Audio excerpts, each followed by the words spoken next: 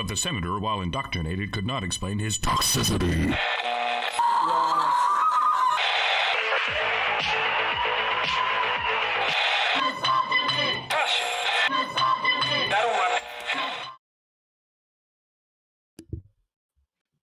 Coming to you live from deep within the icy radioactive wasteland. This is Honey Badger Radio, the few, the brave, the bitchy, once more wading into battle against the zombie lobster froggy hordes with the Honey Badgers mildly object to Mel magazine.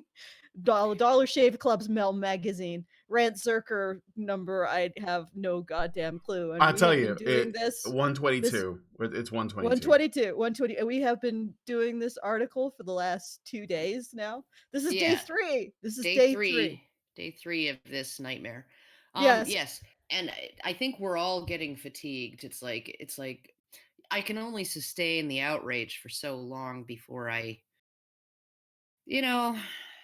just like, okay, meh. Oh, I think we're gonna be. I mildly object. Yeah. I think we're gonna be finding some more outrage because they're finally getting to, after 2 days worth of article, we're finally getting to the conversation with us, the people they were originally going to. Because all of this has been preamble. All of this has been setting the stage to talk to us, and who knows? Maybe Isabel will turn this all around in the last 16 pages, because this is one damn long article. Yeah. But I did do, without looking at the text, I did do the section that we're probably going to cover today, and I found out that according to Google Perspectives, it has a toxicity score of about 0.6, which, if you don't know, just to give you a bit of perspective, the feminist researchers researched incel forums and found an average toxicity of 0.2. So this article is 3 times, not 6, 3 times more toxic than the average incel post on an incel forum. Just to give you some perspective. Well, I mean, but at the same time, like I would have to know how the algorithm works. I need to know the methodology, right? Because it just might be because certain words and key phrases were included in the article, right?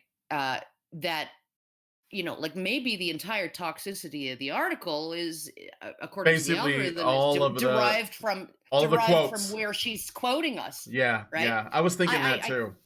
Yeah. So because I mean, if they're giving, if they're allowing the feminist war propaganda rhetoric to pass as not very toxic, and yet the article still turns out to be super toxic, it might be because she's using the most inflammatory and toxic quotes or bad faith interpretations of what other people have said to to essentially like make the article. And so it could be that, like, if you put one of the Voice for Men's articles in there, it might be like as bad as this one. Well, you'd have to be like honest, do a control. I guess this section isn't like the sections that I've been analyzing have been just the sections where she's been describing stuff. Not, I haven't actually put in the stuff for like the first section that I got to get the 2.5 times more toxic than the average incel forum post was just the first paragraphs where she was describing the steakhouse that you went to. Yeah, she was engaging in ageism and classism. Yeah, and then I just did the first few paragraphs of where she's talking to you about your life story. So it's not really jargon heavy. It doesn't have any quotes from AVFM, and this part is 3 times more toxic than the average incel forum post. So this isn't whatever Google API is picking up, whatever Google Perspectives is picking up. It's not toxic jargon. It's actually it might just be that, like, 'cause the prose in the first couple of paragraphs was really purple. Well, no, it's not. It's not that. It's picking. I've been running things through the Google API's perspective generator. It actually picks up judgment, negative judgment of people. It's actually picking up with the fact that Isabel is judging someone negatively in this, and very harshly, like the septuagenarians who shovel French fries into their face. Yeah, so they picked that up. So they can avoid talking to each other. I don't know what Google Perspectives is doing. It gives a negative penalty to feminist rhetoric. So you put feminist rhetoric in, and it reduces the toxicity. Even though feminist rhetoric maybe is it's toxic. smart enough. maybe it's smart enough to pick up on tone, and it's like, wow, there's a lot of snark in here. Jesus. Yeah, Maybe, no, maybe. it's picking up on something, but like I said, I haven't been putting through the AVFM stuff. And when I did, like when I put through the first couple paragraphs and removed feminazi, it did decrease the toxicity score, but then when I removed male privilege, it increased the toxicity score. So feminist jargon decreases the toxicity score, and anti-feminist jargon increases it. So she's getting a toxicity score despite the fact that if she uses feminist jargon, her toxicity score will decrease, at least Mhm. according to the experiments that I've been running. Now, again, I haven't been putting through the stuff that is really heavy with men's rights stuff, just because I know that that could give a false positive for her toxicity when she's reporting on what the alleged toxicity of the men's rights movement. But so I've been not putting that stuff in. The stuff that I've been putting in is just paragraphs that she's been writing about, reporting on your life experiences or the surroundings. And for whatever reason, Google Perspectives is picking up a lot of judgment, a lot of toxic judgment from Isabel. And it might not even be Isabel. It might be her editor putting it in. Who knows? All right, so we still have a Let's get long, started. yeah, we have a long way to go still. So we're gonna get into some backstory. Maybe I don't know. Like this might just be like sort of matter of fact. So we'll see. If there are, Do you since need a there's a backstory? I'll give it. I'll no give you no the no no backstory. no no. I was Karen, I, and Anna were interviewed by Mel Magazine, which is a brand magazine of Dollar Shave Club. So if you guys switch to Dollar Shave Club from Gillette, you might want to view what we're saying and make it There's consider. always Harry's. Yeah, there's always Harry's, just saying. And this is their reporting on what we had to say. The first two episodes of this, which you may have missed because they're on the main channel, and they're pretty, I don't know if you even want to pick them up because this is where the juice starts to get in, because it was just preamble setting up all the horribleness of the men's rights movement with stuff that happened 5-6 years ago, mm-hmm. and isn't even current. But so they trotted out the usual stuff that they use to malign our movement, and now we're into them actually interviewing us. So this is the point where we entered the stage in a big way, as opposed to just being window dressing. I assume we entered the stage because I Yeah, could see. it's. I guess what I was meant by backstory wasn't the backstory of our videos. I was talking about the woman was going into the backstories of you guys in the article. Yeah.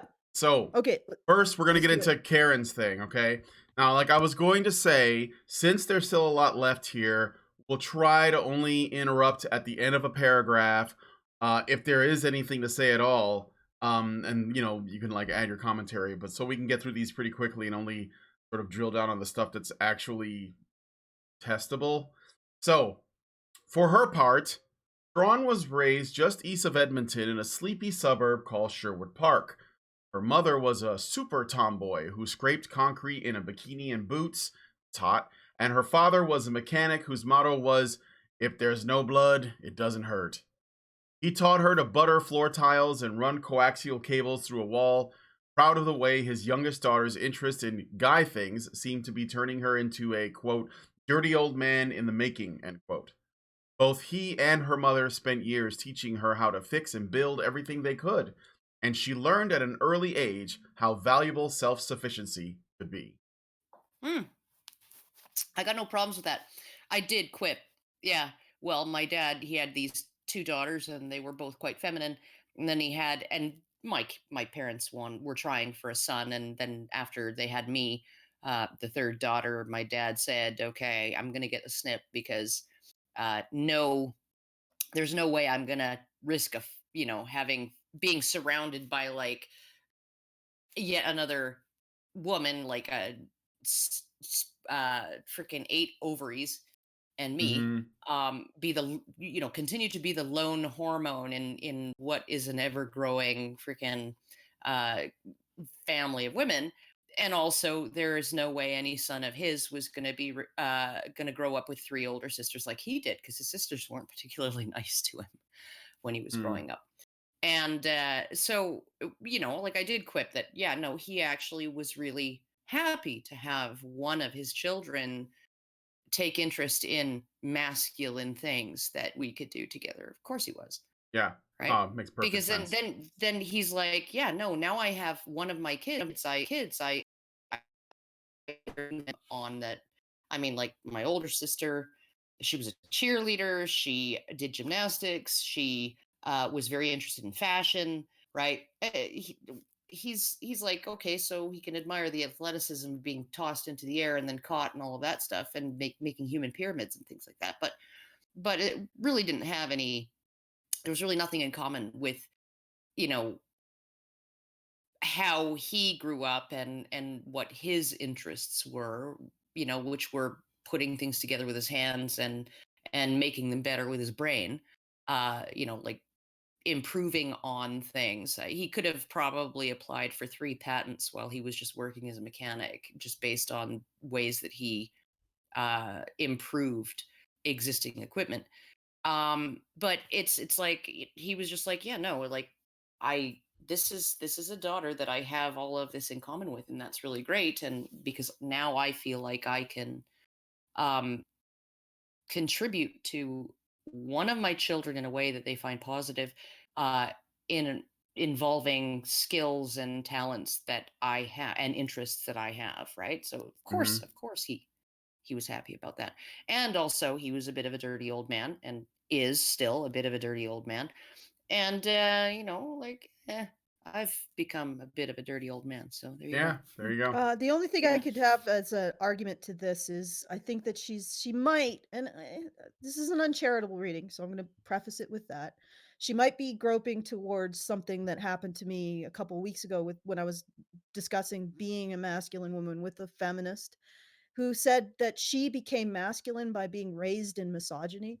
So she might be saying that your father had contempt for the feminine, so you were raised in misogyny to have contempt for the feminine. But I would like to point out that masculinity isn't the void that is left when femininity is censored, or it's its own thing. It's its own legitimate thing. Yeah, So yeah. no, you can't being Um, Yeah, no, raised in. and I my oldest sister became a doctor, joined the military, right? Is very she's got a very, very good career. My dad's super proud of her. My other sister, she's really been um she's a little bit of a black sheep, but she's a survivor. She's tough, right?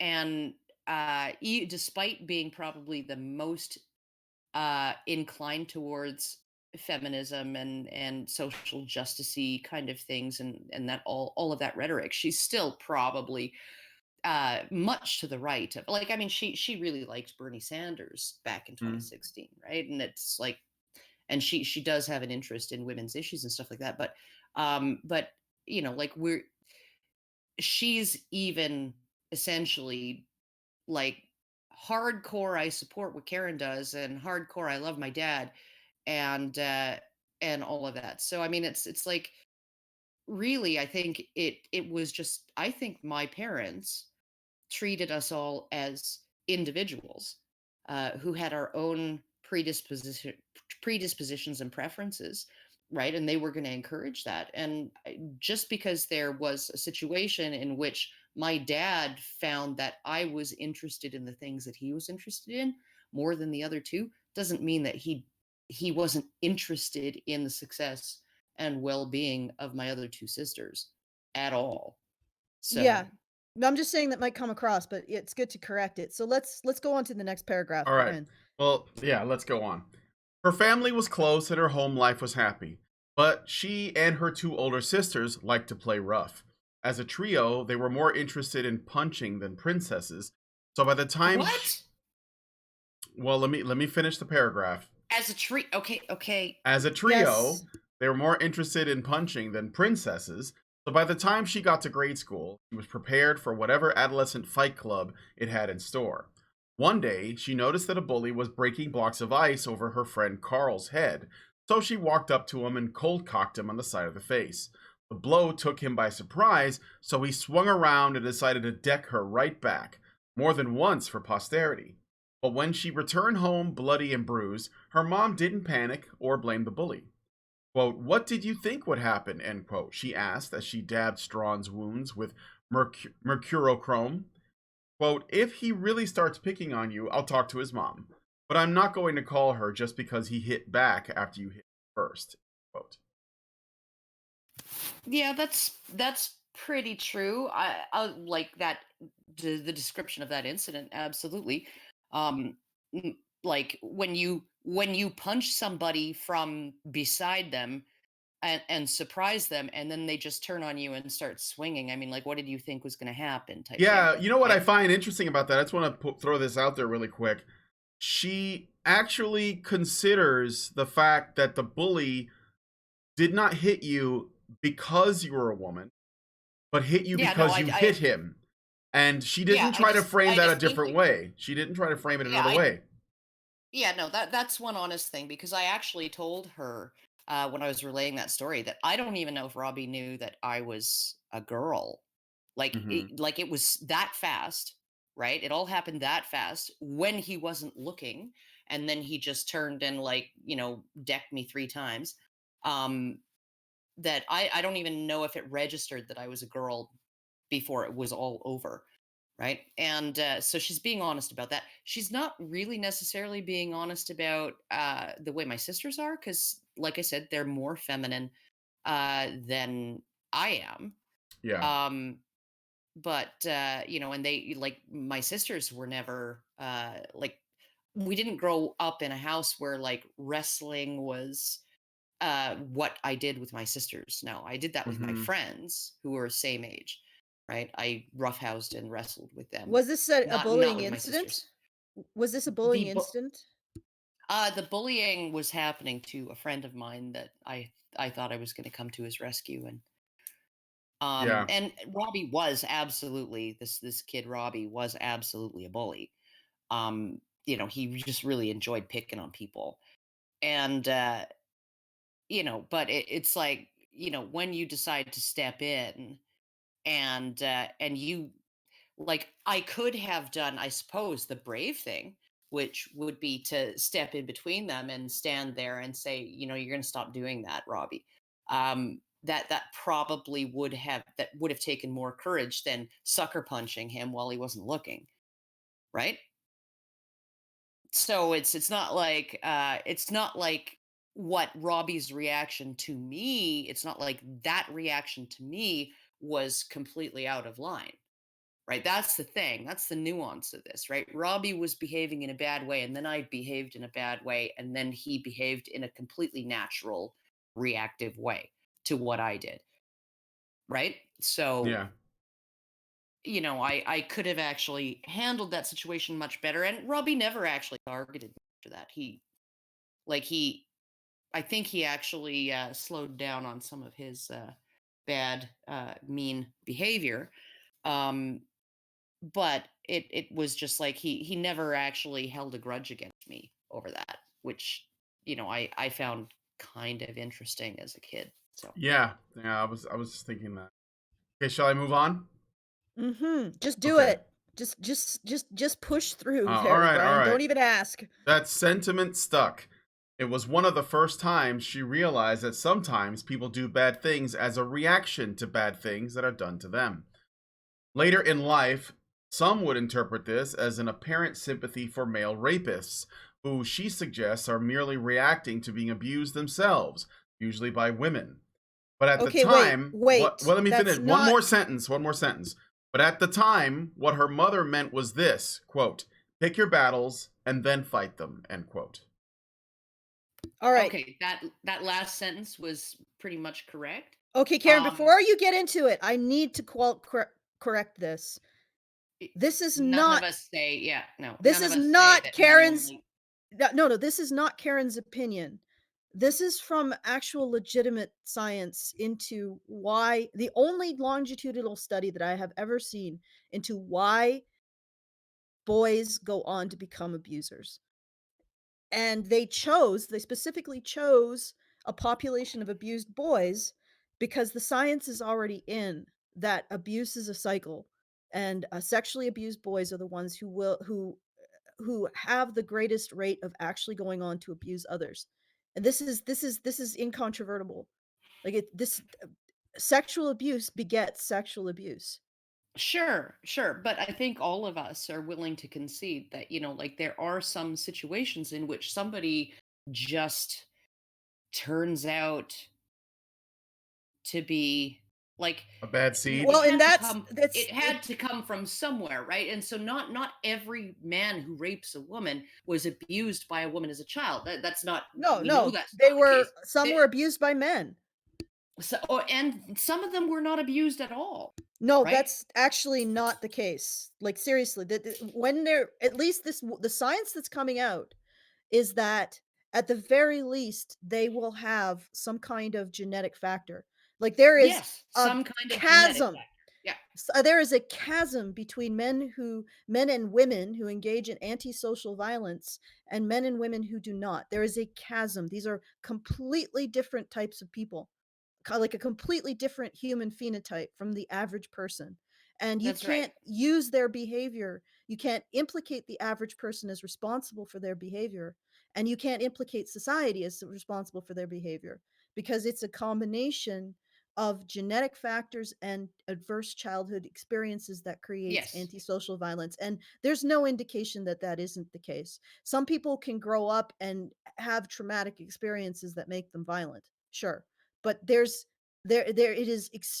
a huge chasm between the mentality of an average human being and the mentality of a criminal who engages in antisocial violence.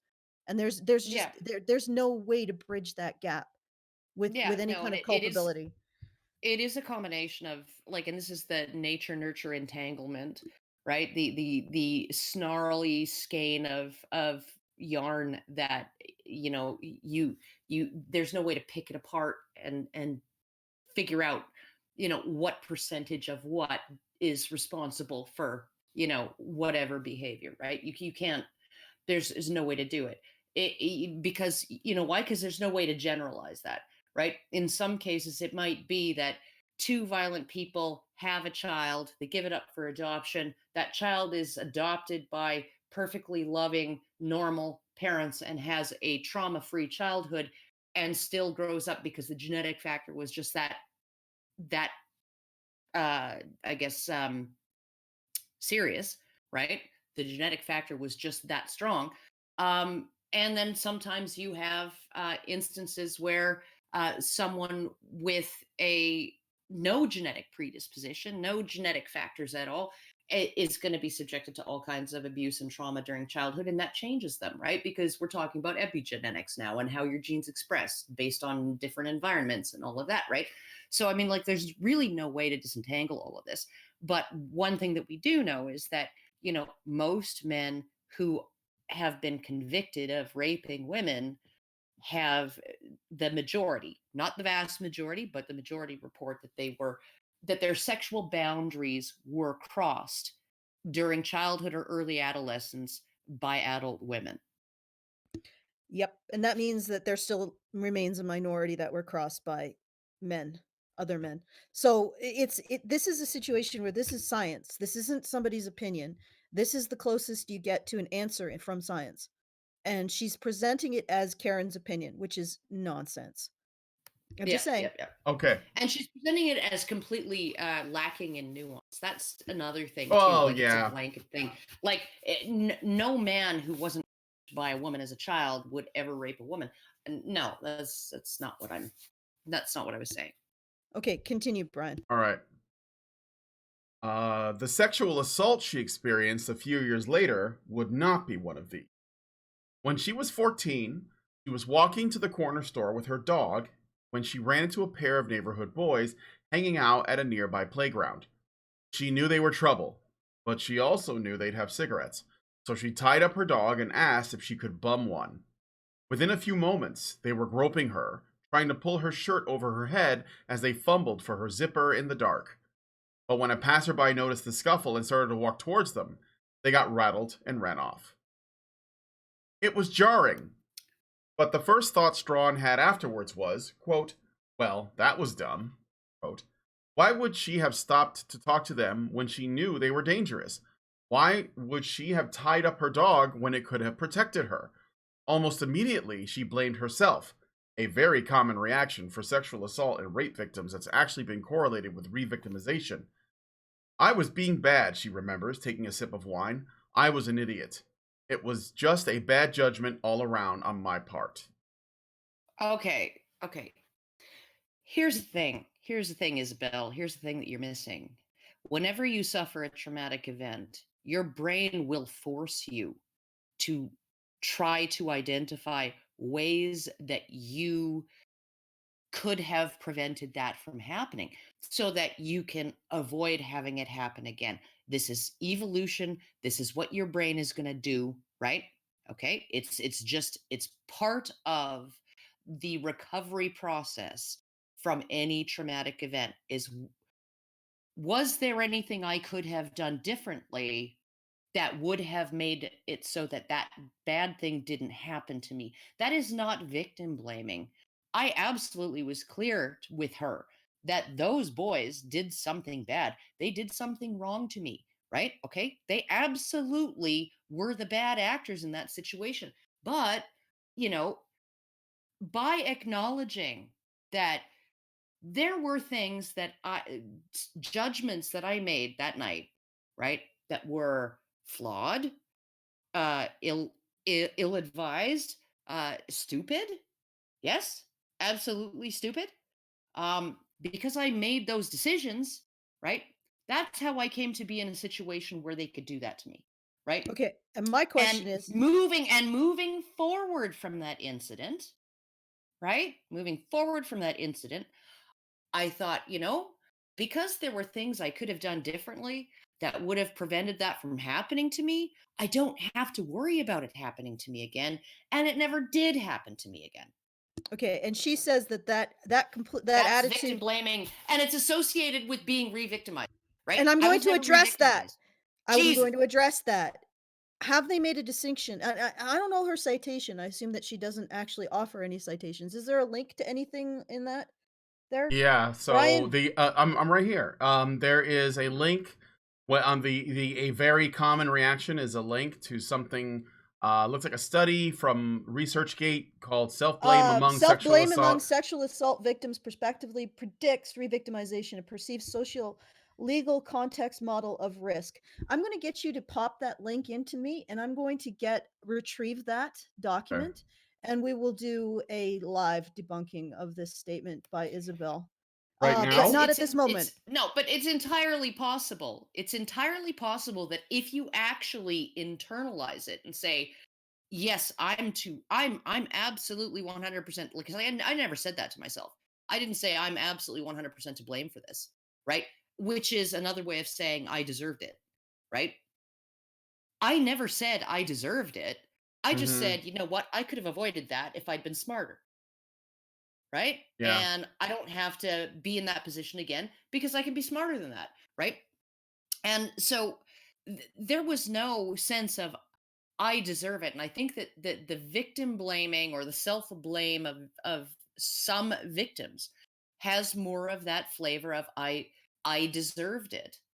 Whatever it was that happened to me, I obviously deserved it. It's like it's the inverse of the just world fallacy, right? Or it is maybe a consequence of a just world fallacy that good things happen to good people, bad things happen to bad people, and if something bad happened to me it must mean I'm bad, right?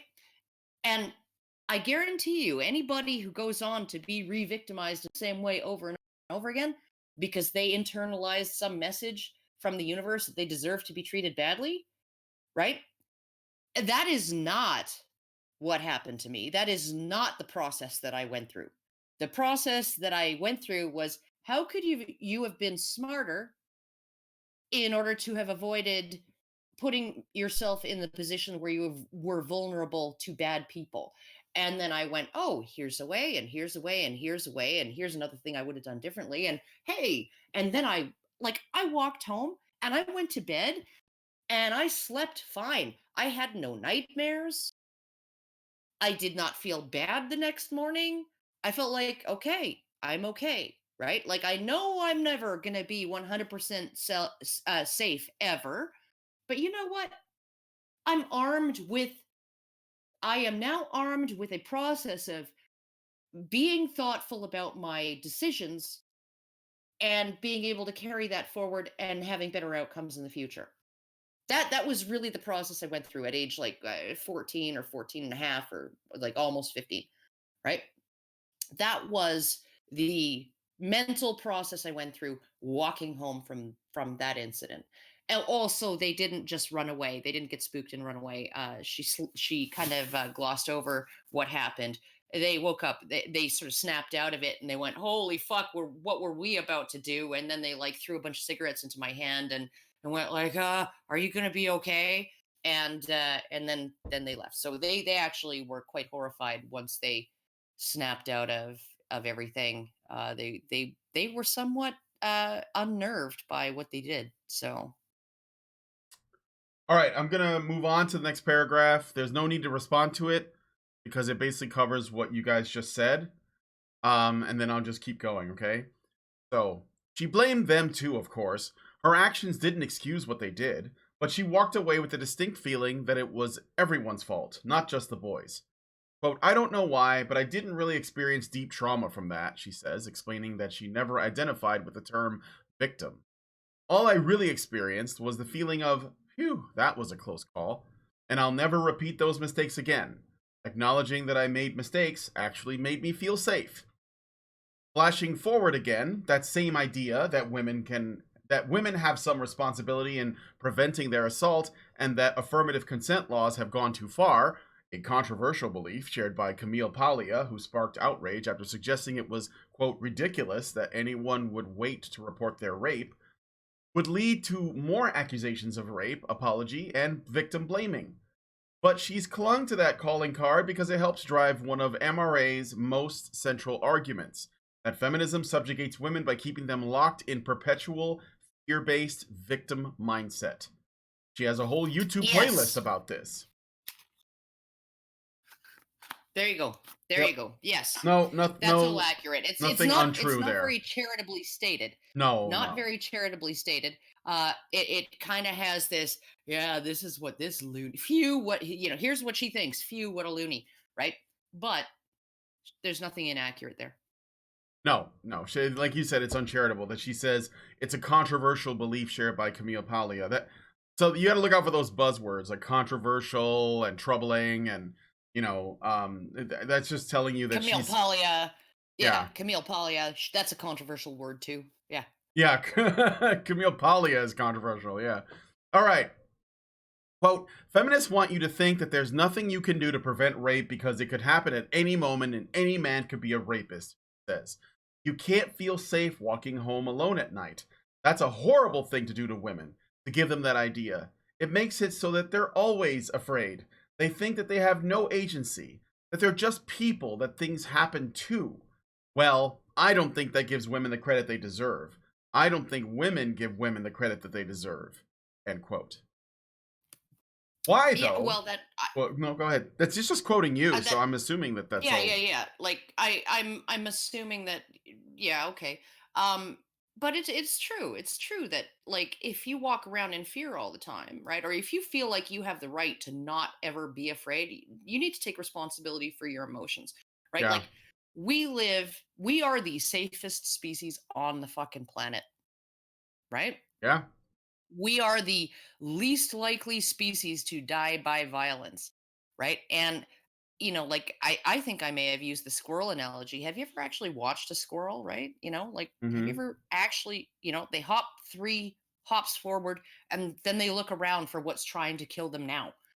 Mm-hmm. And then they hop another 3 hops forward and then they look around for whatever might be trying to kill them now. Do you think that we need a social movement for squirrels to essentially argue the point that they have the right to not feel afraid of the world? No, the world is not a one. You can never make it 100% safe, right? Mm-hmm. But They should be afraid of given the JoJo level, though, because JoJo will fucking given fuck a squirrel up. oh fuck them up, yeah, oh yeah. But given the level of safety that human beings enjoy in the modern world, And I'm even saying there are unprecedented levels of safety across the globe, even in places like North Korea, even in places like Nigeria and the Congo.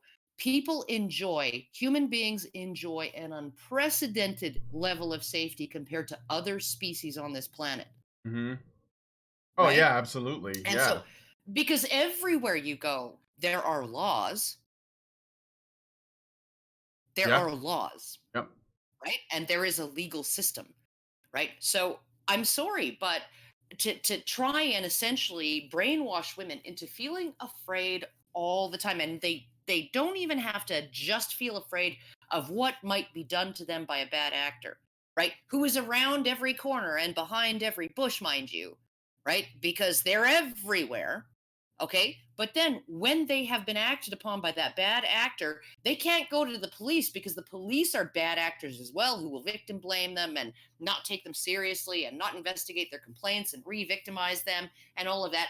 And then the legal system will act badly upon them, right? And so that there is all of the institutions that we have that are designed to bring us to this unprecedented level of safety that we already enjoy just walking around in public. Okay, those institutions will victimize you too. Hmm. All right, I've skimmed the article or the study. Predictably, it doesn't say what she thinks it says. Um, First of all, there is a confound that they identified because women who believe that up that the non-consensual sex is more illegal than it actually is are more likely to blame themselves following a sexual victimization. I don't think Karen is somebody who believes that what happened to her was legal. Am I wrong, Karen? Oh no, it was totally off the books. Yeah, so she's aware that it was criminal. And women who are it's that they have to entangle the fact that some women think that things that are not criminal, that are actually criminal or not criminal will blame themselves more following a sexual assault. Now, here's the problem. You have to disentangle whether or not they're blaming themselves, what the correlation here. So if more women blame themselves because they think things that aren't legal are considered legal, and we could probably point to any movement that is presenting rape as being more legal than it is actually treated in the law as perhaps contributing to this. So you have two different groups of people or groups of women who engage in self what they call self blame, which specifically is saying that I should have kept my dog with me. I shouldn't have tried to bum smokes out because these young boys are sketchy. Those are self Well, blame instances. I also told her, like there were other options even after I bummed the smokes, right? Like I could have just continued instead of standing there in a dark playground under a swing set with them, with my dog tied to the swing set. I could have just continued walking and talking and being polite to them and, having a conversation with them and moving towards a place where there would be cars driving by or something, right? Yes, Like but yeah. here's the difference between you and a woman who thinks that what is happening is legal. You are fully cognizant that these That individuals that were was not okay. Yeah. Oh that yeah. what was happening was illegal and these individuals were criminal in nature. You are fully cognizant of all of that. There are women who blame themselves after a sexual assault who are apparently unaware that sexual assaulters are criminal and the behavior that they're engaging in is criminal behavior. And these Oh, then women, of course you're gonna. and of You course just you're think going it's to normal. of course you're going to end up in more sexual assault victimization situations such as that because you're not actually recognizing the criminality of the men that you're with. So Like then, seriously. so then So what? this isn't saying Karen is not an example of these types of women. She's fully Right. aware of the criminality of the boys. She's fully aware of the criminality of the behavior that they engaged in. And she was Oh, just there's a reason I didn't report it, right? And the reason was I didn't want my father to go to prison for life because I Because knew he would go he and would kill them. murder those boys. Yeah. Yeah. okay. Uh, So all of this is she's you need before you can assert that self-blame for on specific instances because at least the study actually separated self-blame like I'm a horrible person who can't help but be raped from yeah I should have probably not gone into a dark place with criminals. You know, you have to actually separate the group of women who recognize that what's happening is criminal from the group of women who does not recognize what's happening is criminal, and who does not say, who's not thinking things like, you know what, I shouldn't have been hanging around those drug dealers and gang members. Something bad might happen because of that. From the Because they're women who, criminals. because they're criminals, from the women who are like, wow, these bad boys are, they're doing good things, and I just can't, I don't know what's going on. Like, you got to separate those two groups of women before you make this assertion. So this doesn't actually support what Isabel is saying in this instant, because this is research in process. Now they have to start distinguishing between women who recognize that what's happening is criminal, and that they're actually making themselves open to people that they have identified as criminal. They making themselves vulnerable to people who have identified themselves as criminal. Women who recognize that the men in these scenarios are bad moral actors, from women who don't, and then look at the self-blame and the relation to victimization for those two groups of very separate women. Because a woman who says, yeah, I shouldn't have made myself vulnerable to a bunch of criminals who are going to take advantage of me, is in a very different situation from a woman who says, I shouldn't have gone to that. Shouldn't have made myself available to this perfectly fine and decent young men who attempted to take away my consent, but I don't think of that as rape. Like, seriously. Yeah. No, those are two different groups of women. Okay. All right. Okay, let's move on. I was just gonna say, but I was trying to say it before, and I kind of lost it. But what I was going, interrupted you. Yeah, you did. You interrupted me. But I mean, I'm just a token guy on the show, so whatever, right? But the thing I was gonna say is that is it on top of that, but that's not important. The other thing I was gonna say is that if that's true, if women who don't recognize what men are doing to them as illegal are the ones that are more likely to re-victimize themselves because of the way they contextualize internally that situation. No, they don't re-victimize themselves. They just, for whatever strange reason, which Isabel apparently can't wrap her mind around, they just continually expose themselves in the way. Yeah. Criminal, that's what criminal I mean. Men. Yeah. Because they can't recognize their criminality. They put themselves in harm's way. Well, what I was wondering about is it possible that the feminist narrative that not that all men are potential rapists, and on top of that, the system itself is structured in such a way that rapists will get away with what they're doing. So it's almost like they kind of decriminalize rape in the eyes of the women totally, that, you know what I'm saying? So they're basically saying if totally it happens to you, they reinforce that. So they say if this happens to you, you're not going to get justice. It's because the cops are going to, the police won't care. Yes, right. It's socially approved. You live in a rape culture. The police aren't going to care. They're going to wonder what you were wearing. So that narrative is actually probably a factor in whether or not a woman is going to be in a situation where she's going to be re-victimized. So I'm just sort of like putting that on top. There's no not only is there no way to tell the difference between good men and bad men. Okay. Yeah, you can't tell the difference, right? But there is no essential difference between good men and bad men. It's like that famous Andrea Dworkin quote, right? Seduction is often difficult to differentiate from rape. In seduction, the rapist often buys a bottle of wine. Mm-hmm. Right? So it's not a matter of there are good men and there are bad men. It's just a matter of degree of badness and how they're going to express that badness. Are they going to buy you a bottle of wine before they rape you? Or are they going to just hold you down and have their way with you? And it's really all the same. It's just all falls on a spectrum of rapity rape, right? Yeah. And that, and that's all men. That's all men. Mm-hmm. Right? And because men run the system, when you've been victimized in that way, you really have no recourse because all the other men will come to the defense. And one of the things that it's really ironic that one of the things that led me to feel okay, sleep through the night, no bad dreams, wake up in the morning feeling okay. One of the things that helped me feel that way was that I was like, okay, I'm not going to report this incident to the police because if I do, then my father will find out what they Yeah. did to me, Yeah. and he ain't going to be nice like the police. Mm-hmm.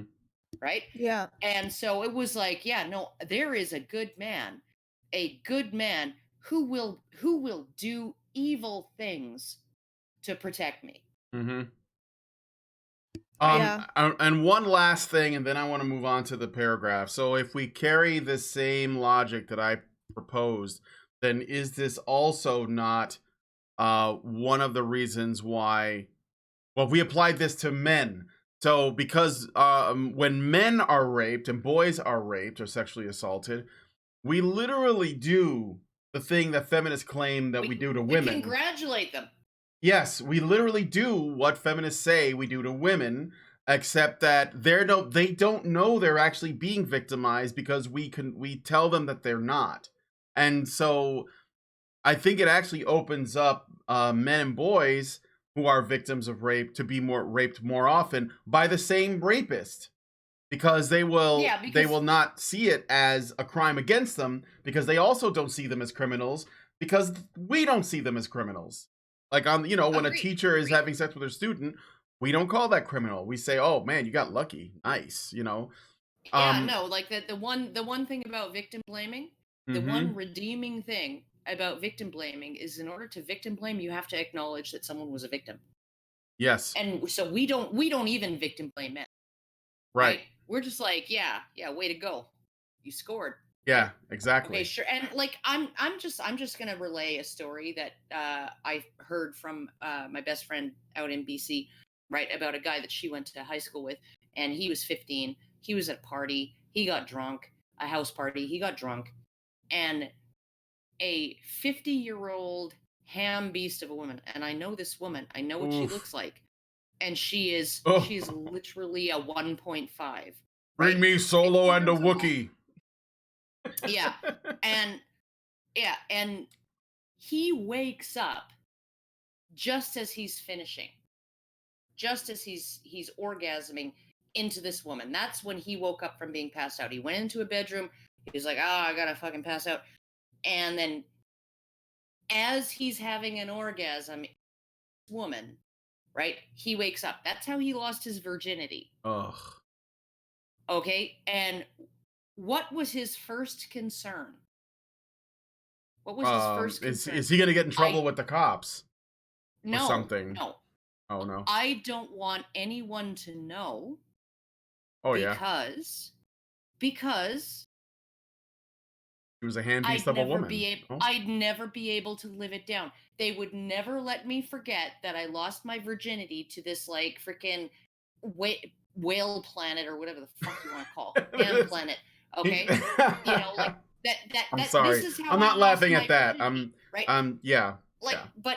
But it's like, I'd never be able to live it down. All of my guy friends, everybody will know, right? And they'll laugh at me for having had that happen, right? Okay. Like they won't just not press charges, right? They won't just not believe me. Oh no, they'll believe me, and then they'll laugh at me because I lost my virginity to this human being. And like, you could have done way better. You could have been raped by someone way more attractive, right? All right. I want to go back to this study that Isabel has cited. You can put it up and go to page. During the discussion. It's on page 135. I'll read it. You just bring it up, okay?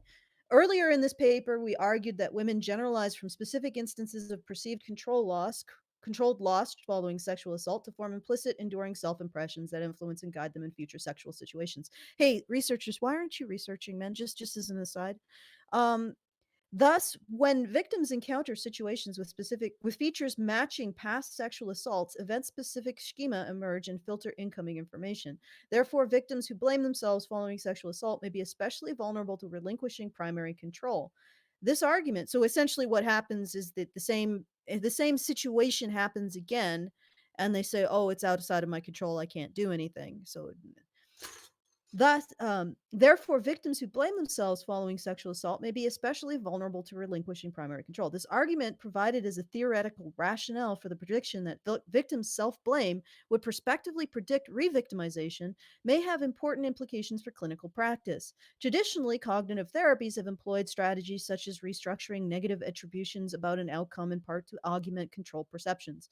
Ironically, however, augmenting control perceptions may be contraindicated for victims of sexual assault, as they may actually serve to reinforce victims' perception that they failed to exert control over sexual predicaments. Example, I was an incompetent sexual gatekeeper. Well, okay, so this is why you read more than just the abstract, Isabel. Okay, what they're talking about is a specific mental idea that women have, that it is their desirability that results in rape. So in other words, if a woman doesn't control her sexual desirability, she is open to being raped. This is bullshit. And you know why it's bullshit? Because the average normal human male does not want to rape, is horrified by the concept of rape. And if you actually said during sex, hey, you're raping me, I bet they would go limp faster than if their grandma burst into the room. So there is no connection between female sexual desirability and rape, because most men are responding to the feeling of being desired, not just sexual activity, but the feeling of being desired and feeling desirable to women. That's the human sexual response. So no woman's sexual desirability is responsible for rape. It just isn't the case. What is responsible for rape? No women's actions in terms of being sexually desirable is responsible for rape. What's responsible for rape is the adverse childhood experiences that the rapist had and his or her genetic makeup. Full stop. So no woman is responsible for rape. No man is responsible for having been raped either. We all know this. This is a criminal behavior and antisocial violence that damaged people engage in. So Karen was not responsible for those young men attempting to rape her. I was not responsible for what happened to me. And women and men in general are not responsible for what rapists do to them.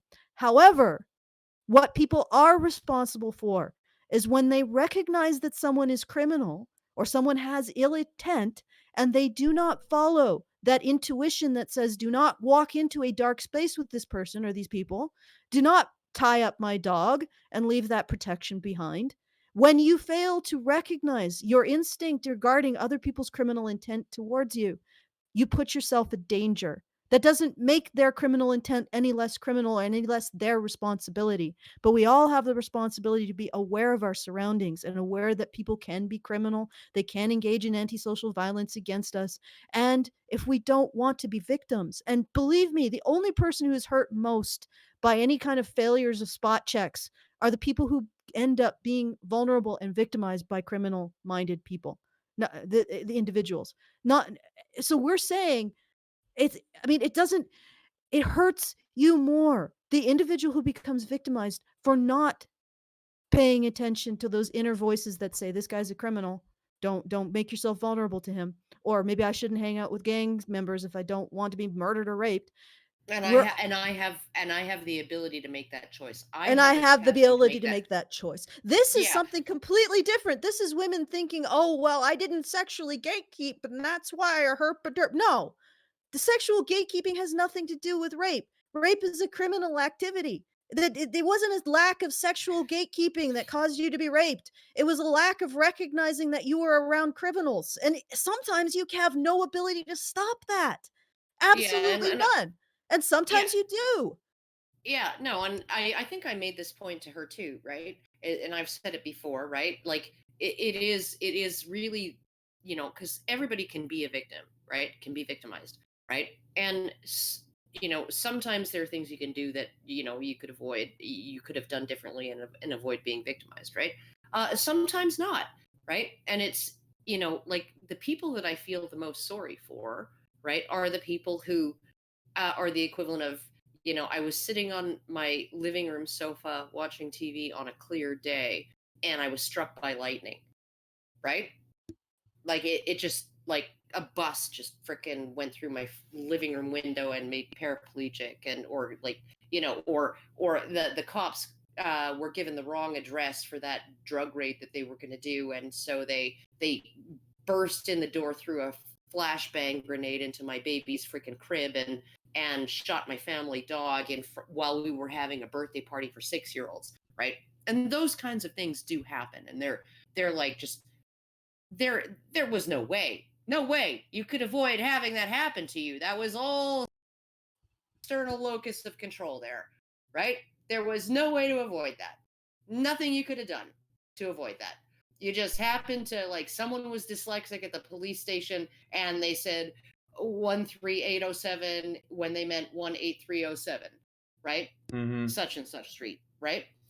Okay. And then they burst into your house and they fucking shot your dog and they like gave your baby like flashbang grenade burns and terrorized a bunch of 6-year-old kids at a birthday party, right? Okay, absolutely, gotcha. Those are the people who end up being agoraphobic. Mm-hmm. Those are the people who end up being like seriously vulnerable to crippling issues, right?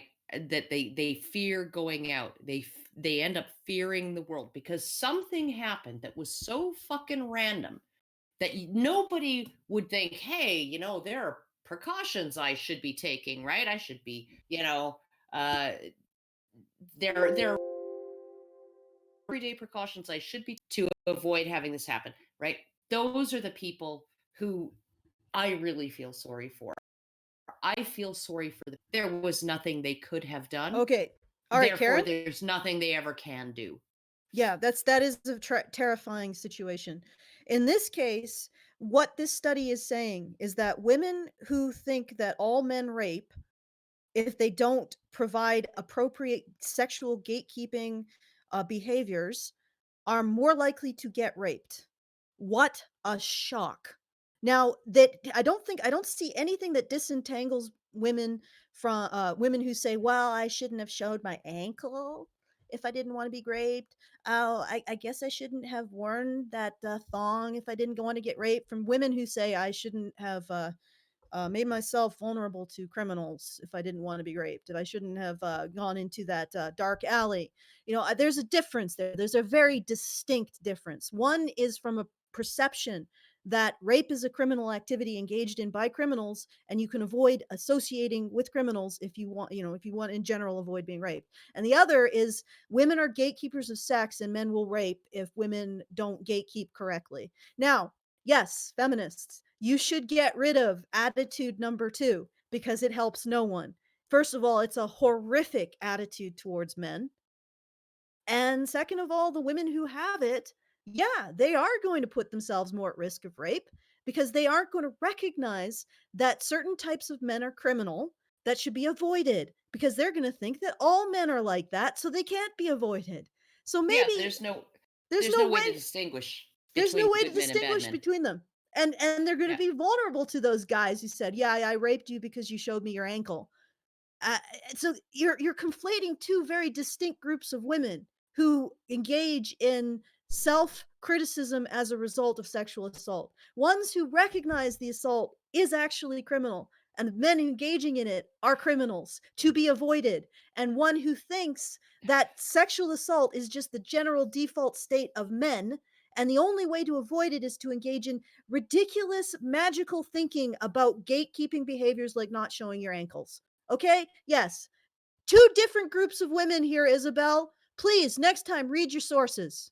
Okay, Yeah, let's no, move on. and I think too, right? Like you need to actually different like one of the ways, and this is, and feminists always get fucking all like a bee up their ass whenever you do this, right? When you compare it to something that's still a criminal act that still victimizes somebody, but it isn't rape, right? You know, like remember what's her name's My Vagina Is Not a Car. What was her name? Freaking that Australian No feminist. idea. Oh God, fuck. She a really famous one? Does it really matter? Clementine Ford, right? Okay. Clementine Ford. My vagina is not a car, right? So please don't use analogies about locking your car when you leave it in the parkade and blah blah blah. Because my vagina is not a car, and it's like no, like the analogy works because everybody knows that it's criminal to break into somebody's car, steal somebody's car, steal somebody's stereo from their car, steal items from their car. Everybody knows that that's a criminal act. Criminal. It's a That's criminal not act. okay. It's a criminal act, not okay, right? But we lock our cars because we know that there are criminals out there, right? And to then say that, somehow rape, sex is so different from any other Crime. thing that any other crime that you can't make analogies. Like, we all take precautions to protect ourselves from crime, right? From assault, from We do that murder, from crime. from crime. And then to turn around and say, well, it's unfair to even suggest that women could take precautions that might help them avoid being raped, because then that's like an unfair burden on them, and they can't walk around and just do whatever the fuck they want, without any care for their safety. And really, that's the situation that women should be living in. They should be able to just like do whatever they want, walk It's a around, make any conflation. choices, and be totally safe at all times from rape. And it's like, yeah, well, you wouldn't say that about car theft. You wouldn't say that about burglary. You wouldn't say that about being mugged. You wouldn't say that about anything, any other type of crime, right? You wouldn't say that about phishing scams. I should be able to click any link in a random email sent to me from the Prince of Nigeria and not expect to like have my computer freaking hacked. Um, I should be able to feel safe from that. No, no, everybody's I like, should no, be able here's to the give my precaution. SIN numbers to people fishing about. Yeah, Like, yeah, yeah. Like, seriously. and yeah, my credit card number. I should be able to give it to it for it and be totally and just be assured that they aren't gonna harm me with that by that because of that, right? Because I made myself vulnerable to that, right? Think Like, about it's how much, Karen, think about how much we shame victims of fraud by telling them mm, not to give out their SIN numbers and their credit cards and their dates of birth and I saw a horrible fraud victim shaming ad from the police just the other day. oh yeah, And they yeah, yeah, said, yeah. you actually have to be careful what kind of personal information you put out in obituaries of all things. Can you believe that they're shaming grieving families and saying I that they need know. to take responsibility for the personal information they put out in their heartfelt obituaries for their dead loved ones? Can you believe the heartless police saying that? Yes, Oh I yeah, see exactly absolutely. what you're saying. Yeah, yeah, yeah, yeah. Totally. All So right. there you go. But this is a conflation. Brian, just calm down. It's a conflation. It's a conflation of this idea that rape happens because women don't sexually gatekeep enough, and the idea of rape is a criminal activity. And it's the conflation that the feminists are making. And they when they present rape as some sort of thing outside of crime, they are encouraging women not to see it as a crime. When they present the idea that rape is something that all men are responsible for, they are encouraging women not to see that men who rape are uniquely criminal. They are encouraging the very attitude that leads to sexual revictimization. We are not. We're saying Yeah. sexual gatekeeping, magical thinking. It's not going to stop you from being raped because men who rape are criminals. They have antisocial personality disorder. They engage in antisocial violence. They're not after sex. You showing your ankle will get you a lot of suitors. It won't get you raped. Period. And I don't even care if the traditionalists who are reeing at what I'm saying. It doesn't get you raped.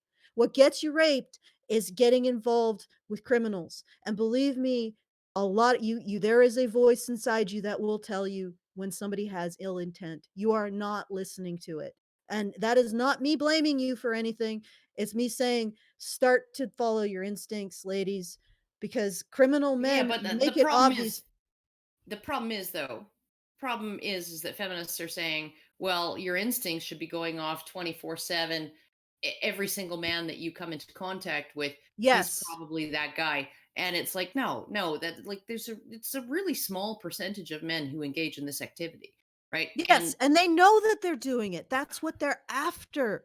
They're mhm, after the rape. They're after the scenario in which you have no consent. This is completely different from a guy who just fumbles past your boundaries in a sort of a gray, weird area that sex occupies. And then you say, "Hey, stop that." And he's like, "Oh shit, I'm sorry."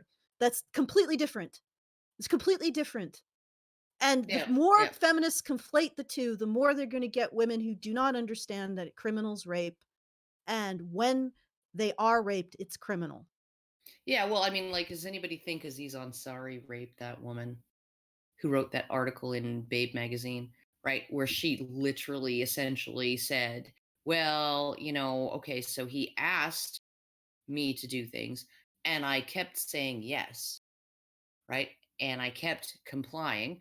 And and then I would push back a little bit and say, "Oh, well, it's a little this is a little too fast for me." Right? It's a little too fast. And then he would take a break, and then he'd come back and try again, and then, okay, then I would say yes. I would say yes. And then, okay, the reason that I feel like I was sexually victimized is because while his dick was in my mouth, I stopped moving my hand on his shaft, right? So his dick was still in my mouth, but he should have noticed that my hand had stopped moving, and therefore I was no longer consenting to the activity. And it's like, Yeah, when what? you start blurring the lines like that, you are encouraging women to be sexually victimized Yeah, because yeah. yeah, you're Well, how's encouraging how's a them. guy supposed to know if you're not actually going to give somebody a hard no when you mean hard no, right? Um, and granted, this woman, she appears to be one of these women in this study who's just like, she left Aziz Ansari's apartment in tears, essentially saying, "You're just like all the other guys who didn't understand that when my mouth was on their dick and I was still sucking it, but I didn't move my hand as enthusiastically, that meant that I was saying no." Yes, this is like this bizarre situation is yeah, definitely. We need to tell women it's not this magical thinking about gatekeeping sex doesn't stop you from getting raped. But being very clear about your boundaries and not hanging around men who violate them because you'll know a guy who genuinely violates. I mean, me and Karen picked up on a guy who genuinely violates women's boundaries when feminists his feminist girlfriends apparently could not. We Yeah. both picked up on it Oh, fuck instantaneously yeah. and Oh yeah. completely separately of each other. Yeah. These guys are not normal guys. They are criminals, they are identifiable, and you can protect yourself. Not always, and don't blame yourself if it's a lightning out of the blue situation. But if it's a situation where you're like, yeah, yeah, my instincts were telling me this guy was a criminal, I kept running around him, doing things with him, making myself vulnerable to him, and the inevitable happened. Yeah, learn from that, move on. It's not your fault. His criminality is not your fault, but not listening to yourself when you heard that voice saying this guy's bad news, he's been breaking my boundaries, this guy's bad news, I got to get the hell away from him. That is your fault. Take responsibility for that. And the There gatekeeping you go. behaviors, he didn't rape you because you showed your ankle, he raped you because you made yourself available to him in that way, and you did not listen when he was breaking your boundaries in smaller ways. That's it. And this study does not say what Isabel thinks it says. So again, Okay. read your studies before you cite them, Isabel. Okay, let's move on. Okay. So I got a couple super chats. We're past the first hour. Thought I'd read them and then I'll continue on the article. So Miss Roboto gives us $2 and says, "Is this the current schedule? It's been back to back." No, this is a bit of an outlier because of this article. It's a special case. It's a special case. Yeah, special case. We will never torment Brian like this again. No, Maybe don't. maybe the next time we get published Yeah, I was gonna say dishonestly. you don't have to lie because it's gonna happen again because we're gonna get more articles. I think we're gonna see more of these. Frankly, I see this as a good thing because it means that I think the only reason why they're writing articles about honey badgers is because they're terrified, and they need to like get ahead of it and try to destroy what's being built here. And I think that's the that's me. I think this calls for optimism. So Grayman Media, thank you for that. Nathan, Rita for subscribing. Very cool. Grayman Media gives us $2 and says, Karen, did you catch Coltane's latest Islam video? Oh I God! I have not watched it yet. I have not watched it yet, but it's the one called Islam Was Right About Women. Yeah. And I plan on watching it later today. Maybe we can have a discussion of it. But, I watched it. That... I watched it this morning. I'm not going to take too much time on it, but I will say it's good to hear that Coltane has caught up with us on Islam. So, I mean, and I'm not saying that as an insult, but he is on the same page as we are when it comes to Islam. That's all I will say about it. So maybe we'll do an HBR debate on it. Okay. French Honey Badger gives us $5 and says, to be fair, they might not have those instincts because they're lacking proper education from the lack of men in their lives. So, yeah, okay. Thank you for that. Oh, absolutely entire. Yeah. Yeah. I would really love to see more data on single motherhood, fatherlessness, and young women's sexual boundaries, as pickup artists say. No, not young women's sexual boundaries. Just the incidence of rape. We already know that they're more likely to be raped and sexually abused, right? But to actually go and do a little bit of a deeper dive and try and figure out, what's causing that disparity between girls who were raised with fathers versus girls who were raised without. Figure out why, right? Because, and like one of the things too is like whenever they say predictors, well, what that brings to mind in the layperson is causal factors, right?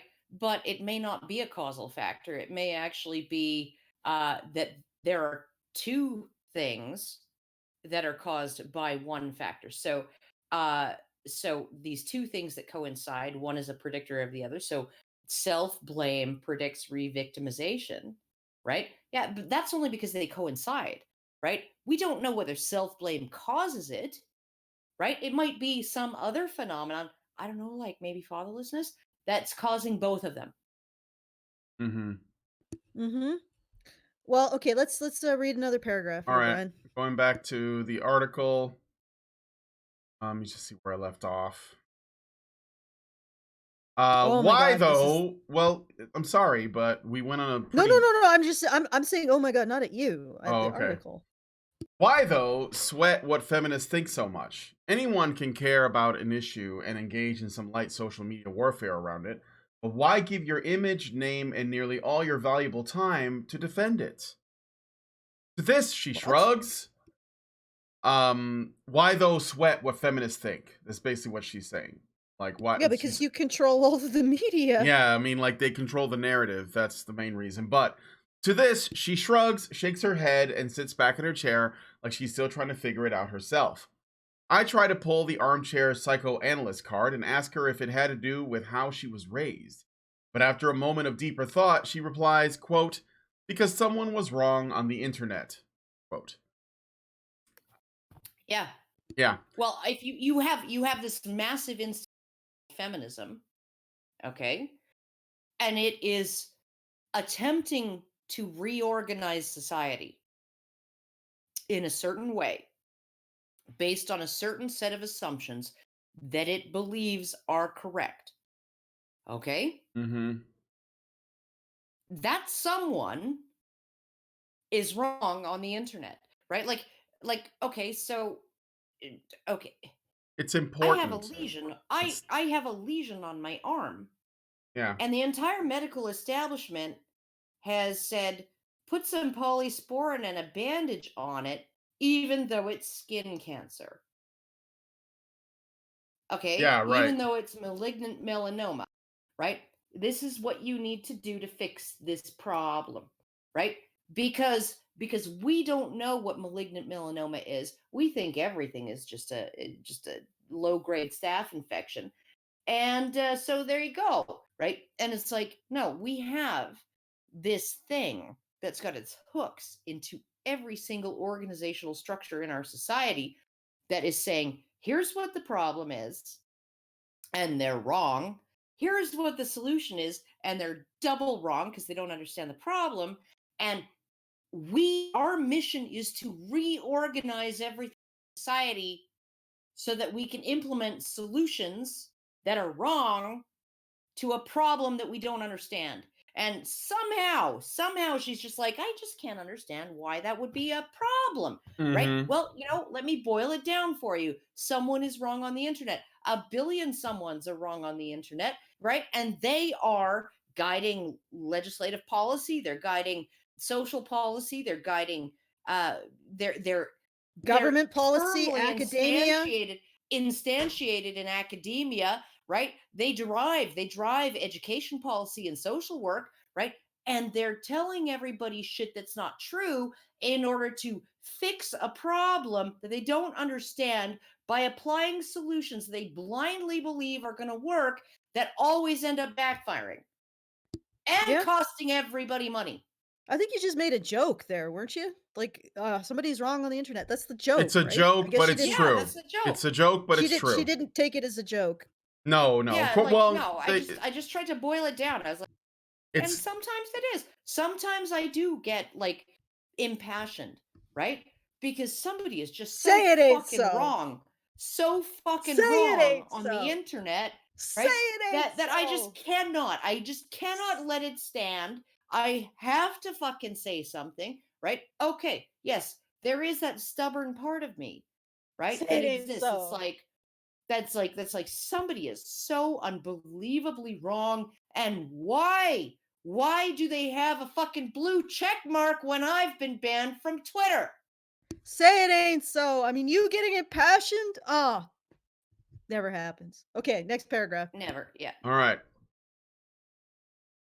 So my blank stare eggs her on. Quote, I'm looking at issues like rape and domestic violence, and I'm seeing that they're going both ways, she says.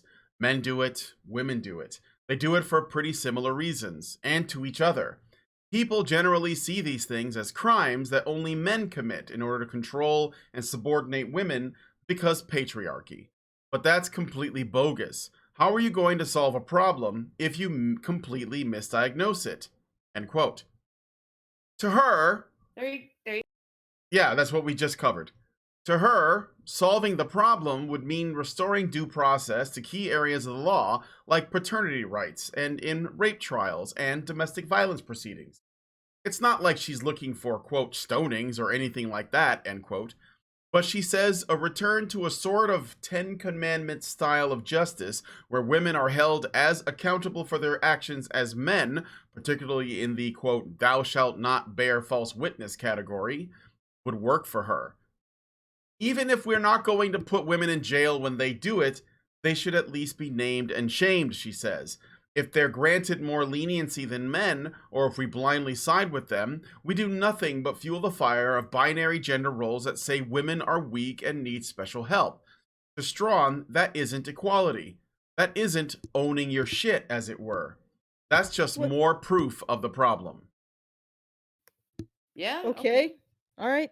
Fair enough. She correctly identified what we think here.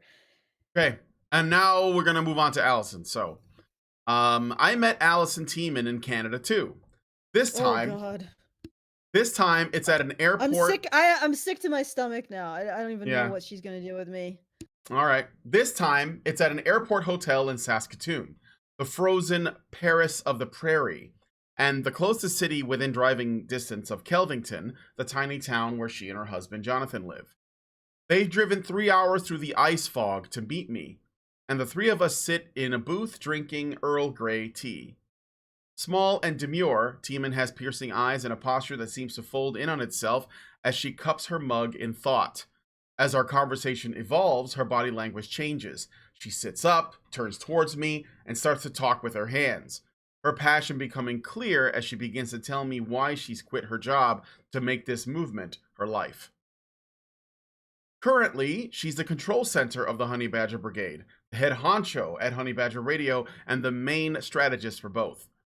According to... Is that okay, Brian? I think that's okay to say, right? Yeah. Yeah. Okay. According to The Walrus, the show rakes in about $10,000 a month from supporters, enough to keep her and a couple of staff members afloat. The audience has been growing, but lately she's been focused on a more humanitarian goal, developing strategies to overcome the, quote, mental health issues that result from framing men's identity as villainous and women's as victims of men, end quote. To do so, Tiemann runs a private Discord channel for MRAs and other men who use it as a sort of group therapy to talk about the issues they feel demonized for voicing in their everyday lives. So far, quite charitable, right? Yeah, I Pretty guess fair. reasonable. Fuck. I think she likes you better than she likes me. Maybe. Let's keep going. I still think she needs to read her sources better. The biggest problem, she says, is that they have zero self-worth. They don't feel like they have the right to have emotions about the perceived injustices they face or the assumptions people make about them. So, she spends a great deal of time helping them untangle their feelings and giving them a space to process them. Quote, I know feminists have this attitude that it's all angry men, she says, but the guys that I'm dealing with, they aren't angry. They're just so deep in this shame and self-loathing, they're not even at the point of anger, end quote. To her, that's absolutely essential that there be spaces like the Honey Badger universe that give them some light. Otherwise, she says, you run the risk of isolating them so much that they go the way of Elliot Rodger, Alec Manassian, or any number of the other incels or red pillars who have gone off the deep end. Quote, it doesn't help to continue to ostracize people who are in that headspace, she says. I've had guys tell me that they were going towards that headspace, and Honey Badger Radio actually turned them away from it. They felt like they were finally being heard, and that they finally could express the pain of what it was before it became this toxic mess, end quote. That's okay. She really likes you, Alison. She hates me. I'm just sitting around with a bunch of septuagenarians, yeah, guys in the face to avoid having to talk to each other, right? But you, she's like, oh yeah, no, like, it's Well, yeah. okay, fair enough, but I wish she had talked to me about that freaking Charlotte and what the shit he pulled on me. well, it's not And over. Crystal, yeah, no, you're right. She could turn it around again. It's not over. Okay. Is that a spoiler, Brian? No, Oh I don't God. remember. I read it a couple days ago, but through that process, I don't see how anybody can argue with this, though. No, I don't. The other thing is, I said that far more many men are going to just kill themselves than ever become an Alec Manassian or an Elliot Rodger. Yeah, I don't think she's gonna mention that though, but I don't remember. I was just gonna say that. See, the part. I think one of the reasons why she doesn't have a problem with what you're saying is because feminists that do claim that they care about men make those same arguments, which like in general the whole like men should be allowed to talk about their feelings and blah blah blah. I know that they don't. Yeah. No, they don't create spaces for it. No, they don't. But they say that it should happen. So when you say, "Well, I've done this thing," and it's basically men that are allowing themselves to like talk about their feelings and their situation. It's a puppy pile. It's a big puppy then pile. that's they're not. Yeah. She can't take issue with that because she is basically saying, well, as long as they're not angry, because that's the thing. Like men can be depressed and sad and even suicidal, but they can't be angry. We don't want that because that's dangerous for the women. So even though according to feminists, the only emotion men are allowed to express in society is anger. Yeah, but it's the one they don't want them to express. All right. Anyway, yeah, and Charles, I'm just gonna read his super chat really quick because I was gonna comment on this as well. Charles said for $10, what other incels and red pillars besides Rodger and Manassian do they try to pin on us? It's always those two and some unspecified collection of others. Well, there was a link to that was in the Gone Off the Deep End that links to something called the synagogue shooter. Apparently, according to Think Progress, which I'm just gonna say right off the bat that there might be a little bit of bias here. They have an article entitled, "It's No Coincidence the Synagogue Shooter Posted About the Red Pill Movement." And someone named John Ernest, I guess he's a synagogue shooter, spent time on 8chan and mentioned the Red Pill Movement. I don't have time to go through this article, but I think that the thing that she might not know is the red pill is kind of a blanket term that means a lot of things to different people. So it's not always about gender. And it's not always about gender. For some, it's political. For some, it's about the JQ. For some, it's about any number of things. So I don't know the synagogue shooter. I seriously doubt that guy has anything to do with men's issues at all. Yeah. But they're Yeah, gonna yeah, try yeah. and link it because he's on 4chan for one, and because And he said red he pill. said red pill. Yeah, and that could mean anything. So, all right. Anyway, through that process, I think I already read that part. No, I haven't. Many of them are able to get their depression under control, gain the confidence to hunt for jobs, and improve their communication skills, all of which play the functional role of increasing their productivity in society. HBR was the first place I heard more than greeting card sentiments about the goodness of men, says Ian MF, a R men's rights moderator. Hearing someone thoughtfully and genuinely describing what they like about men was like eating a full meal after being malnourished for the longest time.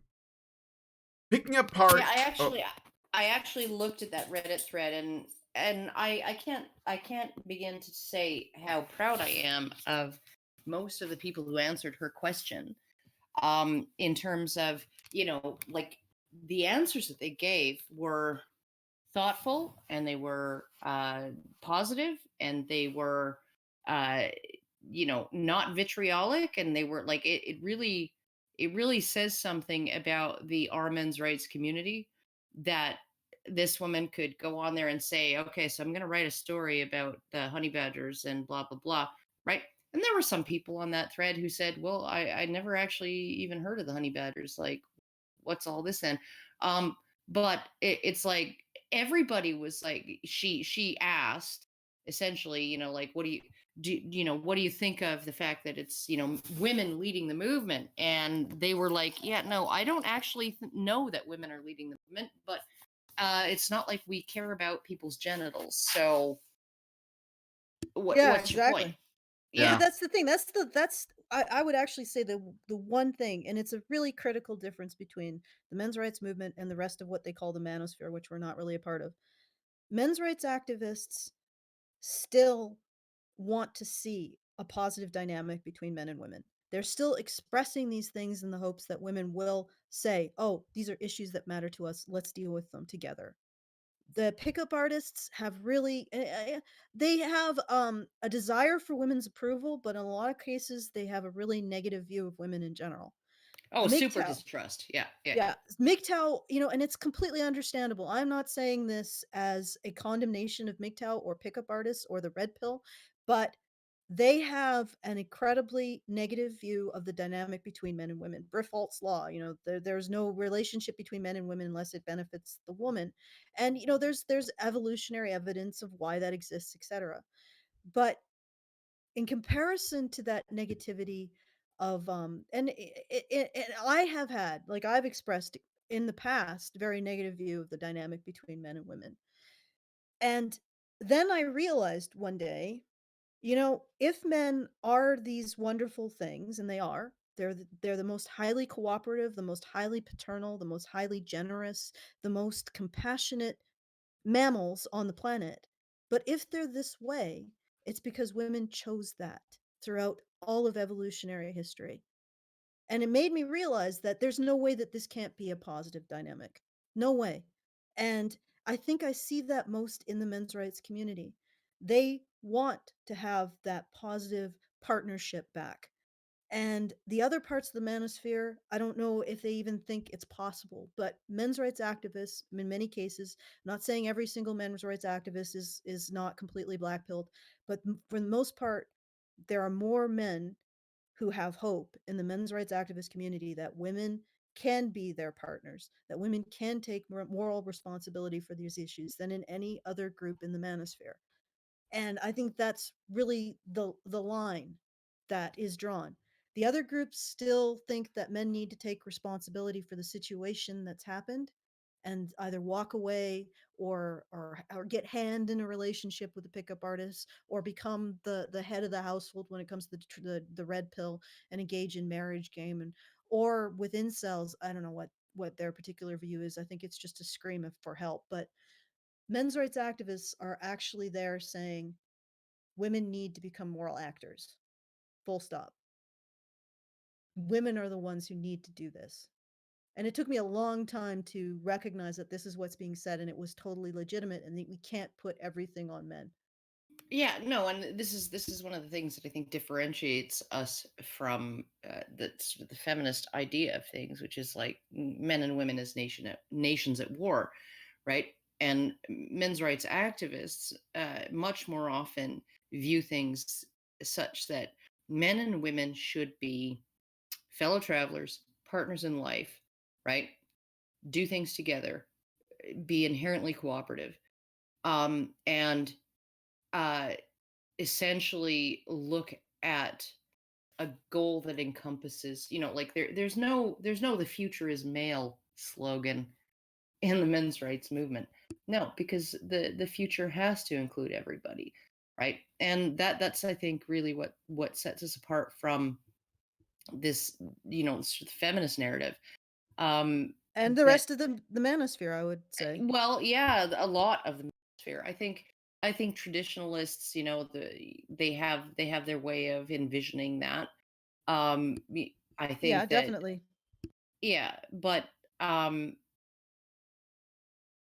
MGTOW have basically said, like, okay, you've kicked me in the balls over and over and over again, and now you're complaining that me screaming out in pain is drowning out your freaking the view that you're watching, or the talk, or whatever, like, freaking chat show that you want to watch, right?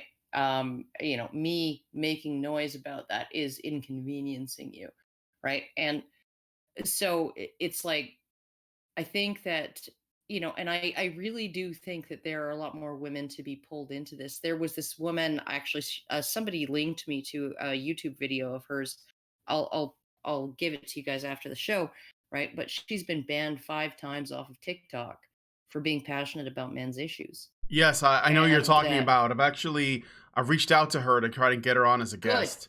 Yeah, good, yeah. absolutely. Because it's like, like, she's just like, I'm passionate about men's issues. These are unfairnesses that are happening right in front of our faces that nobody wants to look at. And whenever I talk about it, I get banned off of my social media accounts, right? And so essentially, like, women do have to be a part of this. They don't have to necessarily take a lead role in this, although many women will fall into a leadership role because uh, some women are very talented and persuasive, and the men's rights community, doesn't care about your genitals. This is one of the things in that Reddit thread, right? That a lot of people told her, like, we don't consider female MRAs to be MRA allies. We just consider them to be MRAs. Yeah. I Yeah. guess it's difficult for her to perceive that, and I think it sums up really simply. And you can't talk about men's vulnerabilities without talking about women's strengths. Conversely, you can't talk about And women's power. vulnerabilities Yeah. and power. So it's as simple as that. Like, if you're a men's rights activist, you're going to be the type of guy who can handle the possibility that there are things that women can do that men can't. I mean, I recently had a Mike from Justice for Men and Boys sent out a thank you to the female men's rights activists, and there was a long discussion about how, the situation where female men's rights activists have a stronger and voice because women in general are seen as the moral center of society, and how it's not just, and all of this. And I was like, we can have this discussion, but it's an is. So I simply said, you know what? Men have done a lot with their strength to make a world that's comfortable and And um safe. and And safe and freeing for me as a woman. So I'm yeah. just returning the favor. It's as simple as Yeah. that. Yeah. Okay, Okay, let's keep going. let's continue. All right. Picking apart men's internalized shame is an interesting life's work for someone who grew up the way Tiemann did. Like Strawn, she was fiercely independent, but with one key difference. Her mother was a hardcore feminist, and so was she. A stint at an all-girls boarding school when she was 15 only intensified that. She came home obsessed with the idea of equality and with the crosshairs of her attention focused on the issue of the draft. Quote, I felt that it was really critical that women also be expected to serve the state in the same way as men, she says. I can't in good conscience say, well, I deserve all the rights of a man, if that's something that only they have to face as a citizen. How can I say that I'm a full citizen if I don't also face that? End quote. Detractors will say the draft is yet another cherry-picked argument MRAs use to demonstrate the supposed oppression of men. Canada hasn't had one since World War II and doesn't appear to be going that way anytime soon, so it's not exactly a pressing issue. But to team Yeah, it no, but is. it's just one act of parliament away. Thank you Yeah. very much. Yeah. Like Jesus, Commonwealth fuck. countries actually do have a standing draft. It's just they do it through the tax system as opposed to the US's whatever the hell they do. Confusing. Yeah, no, the selective US has the selective service registration system. Yeah, no, but every man in Canada and every man when he submits his income social tax. insurance number and his income tax, he's registered. He's just Yeah. It's not a we just automated it before the Yeah. US did. it's not a cherry-picked argument. It's just a real thing. That's real. But then again, she's saying she's acknowledging the argument of the detractors. That's an interesting Yeah. change in how she's wording it. Well, Okay, yeah, I keep think going. she's trying to like play a little bit of devil's advocate by putting that out there, but I think describing it as a cherry-picked argument is a little okay, so she says, but to Tiemann, it's one of the most salient examples of inequality against men and the one that ignited her interest in men's rights. Quote, we treat their sacrifice as expendable, she says, echoing a sentence Braun discusses, feminism and the disposal of male. Around that same time, her mother's relationship to feminism started to devolve. Though she was one of the core founders of Calgary's original Take Back the Night March in 1975, she was fired from the radical feminist magazine she worked for. Her father was also a target. When he'd volunteer to make drinks at feminist rallies, a number of lesbian separatists refused to even touch the drinks that he made. Probably thought they were, roofied. They didn't want to have any kind of interaction with men, she says. Eventually, her mom was like, I can't handle these people, and just sort of left the community. But before she did, she, like Strawn's mother, imparted a lesson. If you're going to fight for equality, you'd better be prepared to act on it. Quote, if men are going to be expected to do something, I'm also going to do that thing because that's how equality is embodied, she says. That's the standard I've held myself to my whole life. Quote. Okay, shall I keep going? I don't have no complaint except that she's got the timeline a little bit messed up. My mother left the feminist movement in the early 70s, or the late 70s. Actually, I mean, there's still photos for me from like pro-choice rallies. So probably in the early 80s, actually, come to think of it. So, so by the time she started to be concerned about me being radically feminist, it was like in the 90s. So the timeline's a little bit messed up, but whatever. The gist is acceptable. Yeah. Even though she's written things just as controversial as Strawn, like that feeling undesirable to a woman is the, quote, most profound rejection one human being can muster for another, end quote, and that's what rapists must, quote, endure, end quote. For example, those are things. She sees what she's doing with the Honey Badgers as something that's making a real difference in the name of equality. Quote, I want to use my actions to affect a goal or improve the world, she says. Men's rights are a way to do that as a woman.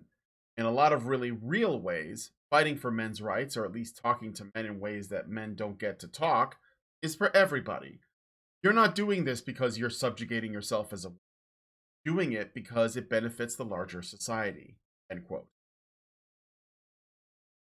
That's a little confusing. I'm trying to parse what the fuck I said. I don't know. Oh, You'd it's have to just read like it again. it's in a lot of really real ways, fighting for men's rights, or at least talking to men in ways that men don't get to talk, in ways that men don't get to talk, is for everybody. You're not doing this because you're subjugating yourself as a woman. You're doing it because it benefits the larger society. So essentially, choosing to do something for the betterment of society is not subjugation. That's what you're saying, right? Yeah. Okay. Yeah. Well, I think like isn't this the message that Jordan Peterson, was providing for men, right? That like, okay, so here's what you can do as young men. right? And this was the message that young men overwhelmingly gobbled up, right? Is here's what you can do as young men: get your shit together, clean your room, learn to tell the truth, or at least don't lie, stand up straight with your shoulders back, go out into the world. First, you learn to take care of yourself, then, you learn to take care of others around you, then, you learn to take care of your community, and then you learn to that you have had a positive impact on society, right? That's literally the message that Jordan Peterson was selling to young men. And here we are.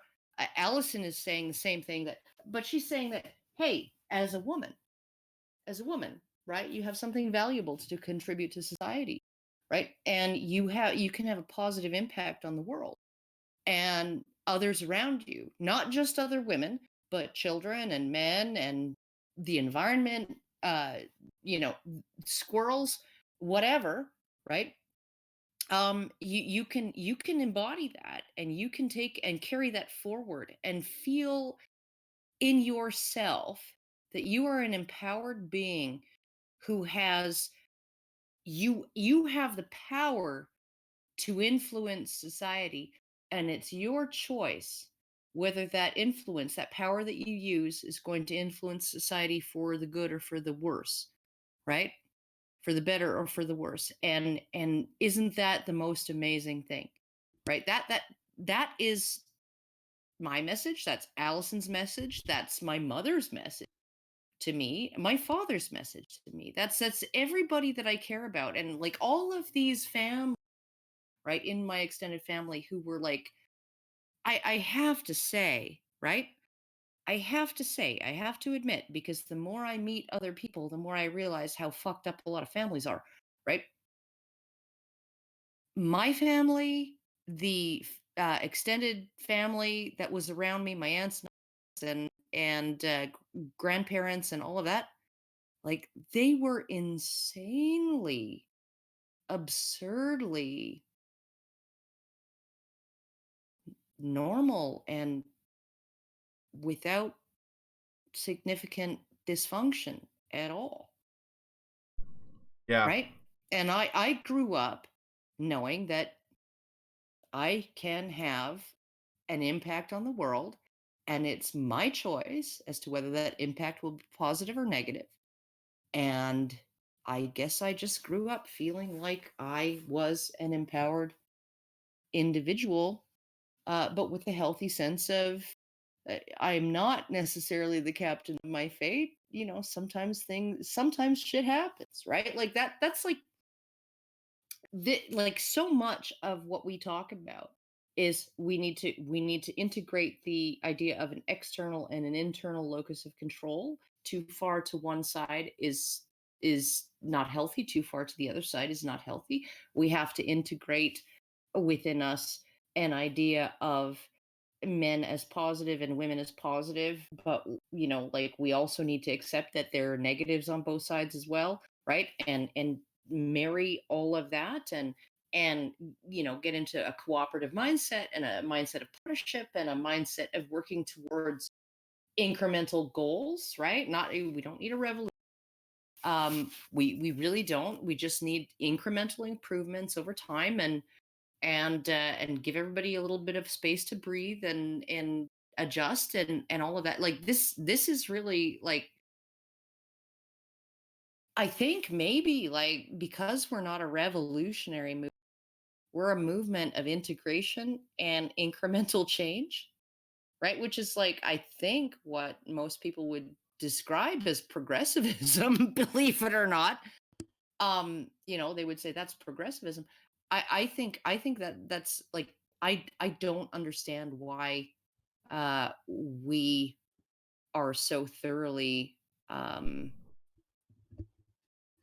Yeah. just I'm vilified in actually the press. well, we're thoroughly vilified because we threaten everything that they are, to be Well, honest. because they want a revolutionary movement. No, they don't want a They revolutionary. don't know They what. want a perpetual revolution that they Of course control. yeah, but they want to smash the patriarchy, and then they don't even have an answer as to, okay, what are you going to put there in its place, right? They Just don't burning even down a have an house. answer as Good. to how, Karen. This is like I know. 1984, eternal war against Oceania or Eurasia. Like Yeah.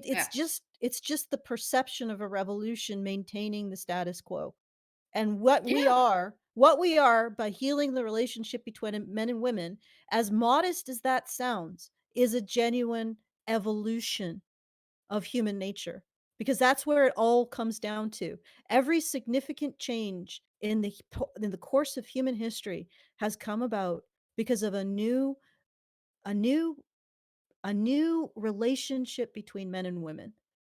From the very beginning, the idea Yeah. of pair Yeah. bonding was a new relationship between our early The hominid idea of ancestors. food sharing. The idea of Yeah, food new sharing. relationship, a new Yeah. relationship.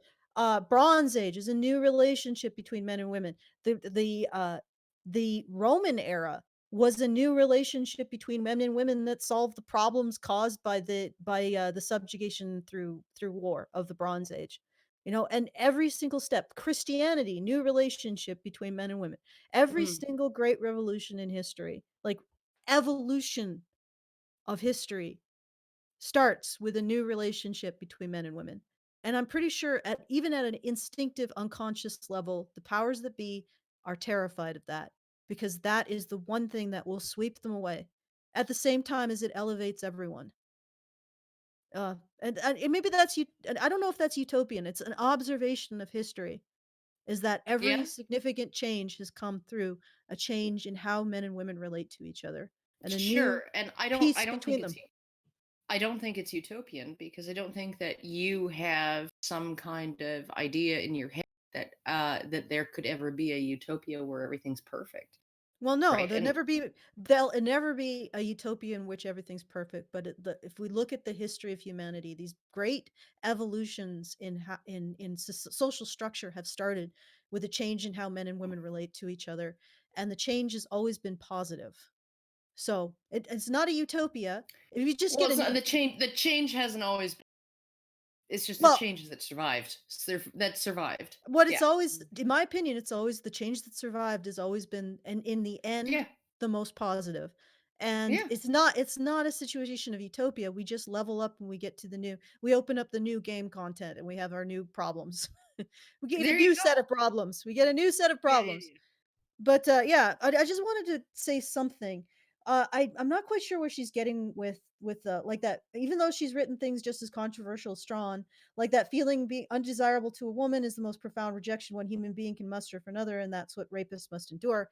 Well, here's the thing. This is what I was trying to get at, Isabel. We talk to young men who are terrified of social rejection by women. They barely can get up the courage to walk across the room and say, "Would you like to dance?" and have a woman say no to them. At the same time as we think that the average man can experience the most visceral and inescapable rejection, the most visceral physical rejection that a rape victim does to their rapist, and that's just something that the average man wants, when most men are terrified of just being rejected for a dance. Could you imagine the horror of having your entire being rejected by your sexual partner? And like like This is she's vomiting and crying and screaming and scratching at you. Can you and imagine that? intentionally peeing herself. And pissing and shitting herself as you're fucking her. Imagine that. And the average man still feels butterflies in his stomach just walking across the corporate lobby to the pretty assistant and saying, "Hey, would you like to go?" Yeah, the average man still feels Would you like to go nervous. get coffee? Yeah. Oh And yeah. and we Absolutely. think that the average man would be able to endure for a single second the absolute visceral rejection of a rape victim. Yeah, getting And over that hurdle. Yeah. the a Still be rapist able to perform. Yeah. the rapist is actually after that. Yeah. He wants that, or she wants that. He wants that abject rejection that even the smallest sliver of terrifies the average man. He seeks out a sexual to have sex with somebody who is vomiting, who is crying, who's screaming, who's scratching, who's shitting and pissing herself in response to him. I mean, seriously. Think Yeah, about no, that. this is one of those things too, right? Like, because I'm not gonna Um, ever agree with the feminist sentiment that rape is not about sex; it's about power, right? no, But I mean, it's about both, right? It's about both, and it's about men who are they have something fucking wrong with them, where part of what they get off on is forcing other people to do what they want. It's essentially like when Jordan Peterson said, women deeply like want men who in the Kathy Newman interview.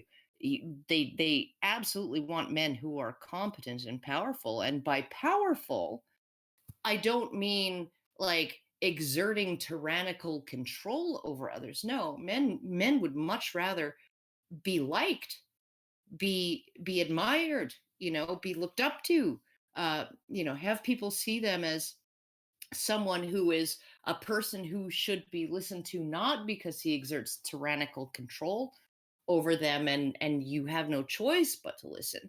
But I want to listen to you, and this is really, and you described it, you put it in the cupcake metaphor, right? Like where the rapist has this beautiful cupcake. It's a fudge cupcake. It's got like a little cheesecake center in there to make it extra good, right? And it's got delicious ganache icing on it. And what does the rapist do? He peels the cupcake wrapper off and eats the wrapper and throws the cupcake away. yeah. And I know feminists don't seem to understand that, but the point is that rape is such a deranged activity. It is like it's terrifying, but it's also a form of sexual idiocy. It's like it's the rapists are attracted to the most unpleasant aspects of sexuality, which is the possibility of rejection.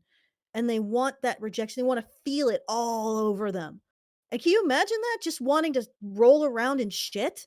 Like, what kind of mentality would a man have to want that? It's so it's it yeah, sure, it's terrifying. It's also sort of contemptible and pitiable in a lot of ways. It is pitiable. It is, and Like it is like abnormal. Are like when we talk about rapists, we're talking about failed men, right? And we're saying that they're failed men because they were incapable of convincing a woman to willingly lie down with them, right? And that is the quintessential nature of the male female relationship in across all species is, you know will you agree to lie down with me, right? That's how courtship plays out in mammals, in even in insects, for fuck's sake, right? Are you willing to lay down with me? Do I impress you enough that you want to lay down with me, right? And rapists are like, I can't convince a woman to do that, so I have to And force them. well, but, in consensual relationships, rapists do that. They do actually convince women to have sex with them. So that in many ways, it is like they're after this particular type of rejection. But the problem is what I was trying to get at is that the mentality of wanting that, and I think I've belabored this, but the mentality of wanting that is so deranged, so bizarre. It's Oh, like it's like the difference between the rape fantasies that women have. Like something like 60% of women have rape fantasies on the regular, right? And most of them have they're called oh fuck, I forget what exactly how they termed it, but fantasies that are essentially I'm being raped and I'm loving it, right? And about mhm. 10% of women have rape fantasies where I'm being raped and I'm hating it, right? So the majority of women who have rape fantasies, they have the typical bodice ripper. Yeah, no, he's like, we can't. Oh, we shouldn't. Oh, I couldn't. And then he swept me off my feet and he carried me away. And inside myself, I was like, yes, yes, yes. I was saying, I was screaming, no, no, no. But in my internal narrative, I was screaming, yes, yes, yes, this turns me on, right? And I'm loving every moment of it, right? But 10% of women actually have aversive rape fantasies where, not necessarily regularly, but on occasion, where they're like, yeah, I sometimes rub one out to essentially being raped against my will, hating it. Then the guy spits on me and walks away and leaves me in a freaking rain-soaked gutter, and somehow that turns me on. Yeah, human sexuality Yeah, is weird. it's weird. It's weird. Okay, but But what I'm but saying is that like that 10% of the 60% of women who sometimes have that occasional aversive rape fantasy, I would say that that's kind of the equivalent of this phenomenon among men who are like, you know what I really want to do? I really want to fuck a woman who doesn't like me at all. yeah, but except I would say that even the men who have fantasies like, oh god, I just can't even imagine. But the men who have fantasies like that, probably even fewer act on them. And to be honest, I imagine that male rapists really do their what they do out of a sense of complete helplessness. Like I can't imagine consciously choosing to do something so self-destructive and destructive towards others without having that be just a completely like helpless response, like a helpless trigger based on what you've learned during a traumatic incident in your life. Like you're right, rapists, men who rape are failed men, um, and their mentality is different than the average man. They have in many ways they're like in a mental sense they're like uh neuters who've never had their balls dropped because their brains don't reflect the structures of a normal healthy adult male or normal healthy adult masculinity. So they occupy this space of this incredibly non-masculine space essentially. They're weak, they're helpless, they're incapable, they're vulnerable, and they want to force all of that onto their victims. And yeah, I guess sexuality does have an aspect to it. But I think a huge component of it is that they just aren't normal. Well, you also have to look at too, right? Like one of the statistics that gets brought up all the time is that, you know, young women who grew up without their dads are more vulnerable to being victimized by sexual abuse and assault, and young men who grow up without their dads are more likely to commit rape. And it's like, okay, well, you know what? If patriarchy, the idea that fathers are a necessary presence within the home, and every fatherhood is a thing that is honored by society. If patriarchy is the cause of rape culture, then why are fatherless boys more likely to grow up to be rapists? Like, what the fuck's going on there? Right, this is getting back to the someone is wrong on the internet. They've misdiagnosed the problem. They're going to apply solutions that are going to make things worse. And I feel like I have ed, I guess, an obligation, a moral obligation to tell people that that's actually not how we should be, that those are not the people we should be listening to. So So what I was saying to Isabel was something, or at least in that article, was about the horror and stupidity of rape. And yeah, maybe saying it's that male rapists are contemptible, pitiable, helpless, weak, and failed men is I don't know. Does it minimize the horror, or does it just contextualize it? I think it contextualizes it in the same way that, you know, when the behavioral sciences unit of the FBI started looking at serial killers, they were like, okay, so hey, Edmund Kemper, you know, like, what was your relationship like with your mother? And he's like, yeah, I killed a whole bunch of women, including my mother and her best friend. And you know what? It's a really it's a terrible thing to disparage your for a mother to disparage her son Mm. all his life, his entire life, right? And it's like finding out why people do things. That's not excusing their actions. right? But it's finding out, what is the actual precipitating set of causes. It's usually more than one, right? I would actually I'd actually go Go so ahead. far to say that rapists are not men. I don't think that they should be identified as men or masculine because they haven't developed that mental structure. I mean, trans women are not men, and male rapists have as much difference in their brains from normal men as possibly trans women do. And I think it's entirely within reason to say that they are a subphenotype of the male that really hasn't become a man or hasn't really become fully adult and male. So, yeah. Are you saying that trans women are all rapists?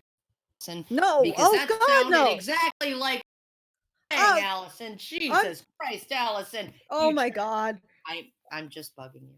I know you're being very uncharitable. I did not mean to say that. I'm saying that there's such a difference, phenotypical. There's such a difference in brain structure between a normal, regular, masculine adult man and a male rapist that you might as well call the male rapist its own thing and not refer to it as male because it isn't.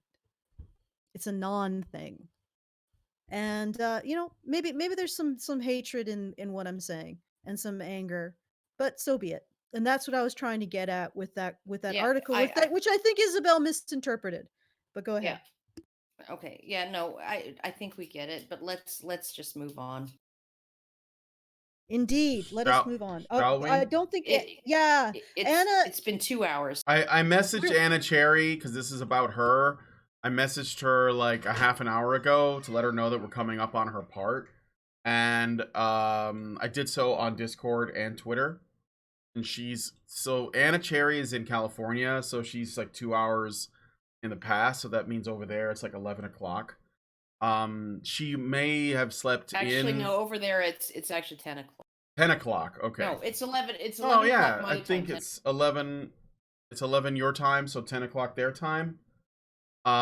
It's like right it's now. 12 my time. It's it's 11 yeah. Right o'clock now my it's time 11. in It's BC. Yeah. yes, that's what I'm saying. Okay. Nonetheless, point is because Anna Cherry does, and I don't know what her hours are specifically, but I know she's like more of a night owl, and she has like her, cam shows and stuff at night. May still be asleep. So if she comes on and while we're doing this, we'll just bring her right on in. Okay? But I'm ready to accept Anna Cherry into the stream whenever, if she gets on and she sees the messages and joins. She did tell us she would come on, but she's not around. So my guess is she's still sleeping.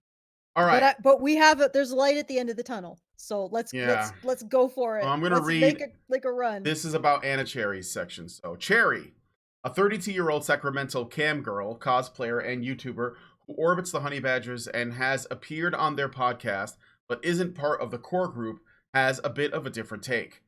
Feminism has ruined sex and relationships. That's not her only reason for joining the men's rights movement or opposing feminism. She also believes it infantilizes women and that both women and men have absurd privilege and power, yet only men acknowledge it. But as a sex worker, it's the one she comes across the most frequently. A lot of her days are spent talking to and performing for men online. Often, these men are nude, occasionally masturbating, and at times revealing sensitive or taboo desires to her that they've been too ashamed to reveal to anyone else. This means that she has a unique window into the minds of men in their most vulnerable and intimate states. If they're willing to share what they're thinking with her, then she, more than most people, is privy to the kind of confessions and conversation they feel they can only have with her. The exchange of money creates an expectation that they can be more free with their feelings, she explains. This is pretty standard for sex workers, who frequently report that their clients want to talk more than they want to fuck. But for Cherry, it's cemented an image of men as ignored casualties of a culture that's vilified them so much that it's trickled into her work. Okay. Sounds fair? Yeah, sounds fair. Okay. In her YouTube video, Tropes versus Men Definitions Patriarchy, Cherry explains that the men she knows aren't the ones that feminist narratives have supposedly used to push their agendas forward. That, in her experience, They're not power-hungry oppressors with no care or empathy towards women. Quote, they're depressed, alone, disenfranchised, and devoid of accessible emotional outlets, she says. The cringe is practically nightmarish when played out, and I've even experienced a little of it through the camera. It's bad enough most well-intentioned men are now unable to have playful jibes and teasing with women without worrying about what is respectful, end quote. The only way for men to have success on dating, she says, is to be, quote, a complete sociopath that ignores every request that women are putting out there. That's a very bad situation. Yeah, no, she's getting into the we're veering back towards a tournament system, right? And that's not good. That's not going to be good for anybody. If we have 80 to 90% of women vying for the 20% highest status men, who then essentially and one of the things too, right? They did a study because they thought that if a city or an urban area was like uh, the population was skewed more male than female, so maybe 55% or 60% male and 45 or 40% female, right? That the men would be misbehaving, they'd be being engaging in violence and all of that stuff, and that the opposite would be the case in a place where there is a higher percentage of women than men. But what they actually found was counterintuitive to their predictions. It was the opposite, right? That when women are scarce, men actually try to behave better. They try the normal ways of acquiring a long-term relationship, right? That that women demand, which is have a job, have a house, have a car, have your life in order, and I'll give you a long-term relationship, right? And so they're less liable to commit crime, they're less likely to get into trouble, they're less likely to be violent, right? Because they're competing for a smaller amount of women, but they're competing on women's terms. That's the women are in the seller's market, right? Where Mm-hmm. yes, you have to fulfill certain criteria because, hey, I could fuck anybody, but long-term relationships, right? A long-term relationship with a woman is like not something every man's going to be able to get. So men go for the long-term relationship. But and then they found that in the populations where women outnumbered men, uh, men behaved more poorly, more antisocially. They didn't care about long-term relationships with women because women are a dime a dozen, right? There's three girls for every boy. Yeah. Yeah. And the men who I are don't think those are quite the numbers these days, though. But well, yeah, it's like two. Well, it depends on the city. It depends on the city, right? Yeah, Like yeah. so in Alaska, you have a ton of men and a very law-abiding citizenry, and the men are generally very well behaved, right? Because you have a lot more men than you have women, and then you go and it's like the opposite Yeah. because women outnumber men, right? That's what they found. Hmm. So Okay. Allison, you were saying? yeah, so yeah, okay. Go ahead, Allison. oh no, I just want to continue. Like I think that this again, it's a I think she's a little bit, well, a lot misconstruing what Anna was necessarily saying. Just knowing, uh, and but let's continue to the next All right. paragraph Okay. because we're like it's so close. Oh my Mm-hmm. god. I know. And while she admits that there are plenty of men who disagree with that characterization, she says her resistance is evidence that deep-seated gender roles are just making them act tough. Or maybe they're just not depressed or devoid of emotional outlets. Often, she counsels them through their shame, listening with empathy when they need her to, and performing for them when they don't. These men have always been patient and kind to her, she says. In many ways, she does this for them. Quote, the prescription for male behavior given by feminism is literally a recipe for the worst possible version of sexuality, she says, explaining that women are annoyed that men are treating them with reverence and sensitivity, because while chivalrous, it feels different than equality. There's literally no Okay. woman on earth that would associate the hottest sex of her life with being repeatedly asked, "Are you okay?" So let's be real here. 50 Shades didn't sell a gazillion copies and was made into movies because women want to be asked for consent over and over, end quote. Are you wanting to say something? Oh, Anna, what are you saying? Yeah, no, she's absolutely right about that.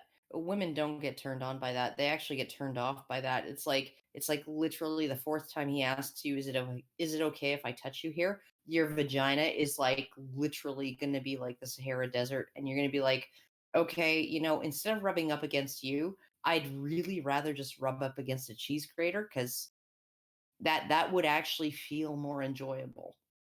Brian, Um, I just sent you a link. I want you to throw it up on the screen. Okay. I'm just going to read out the title. It's from psychologytoday.com. Feminists think sexist men are sexier than woke men. This is a study into the yeah, the all of sexual them, all behavior of of them, yeah. feminism. Yeah, yeah, Of yeah. feminists themselves. So Yeah. this is what Anna is talking about. Yeah. Yeah. No, All right. Well, I mean, like, let me keep how many going because times wait. how many times do I have to say women really enjoy way wet? They Yeah. like that. Yeah. I would just Yeah. gonna let me because she's gonna respond. I remember this part because she responds to Anna Cherry's argument about 50 Shades of Grey. So I think you guys should save the rage. Okay, so she continues. She doesn't send over any data to support this theory. This is like the theory that 50 Shades did not sell a gazillion copies.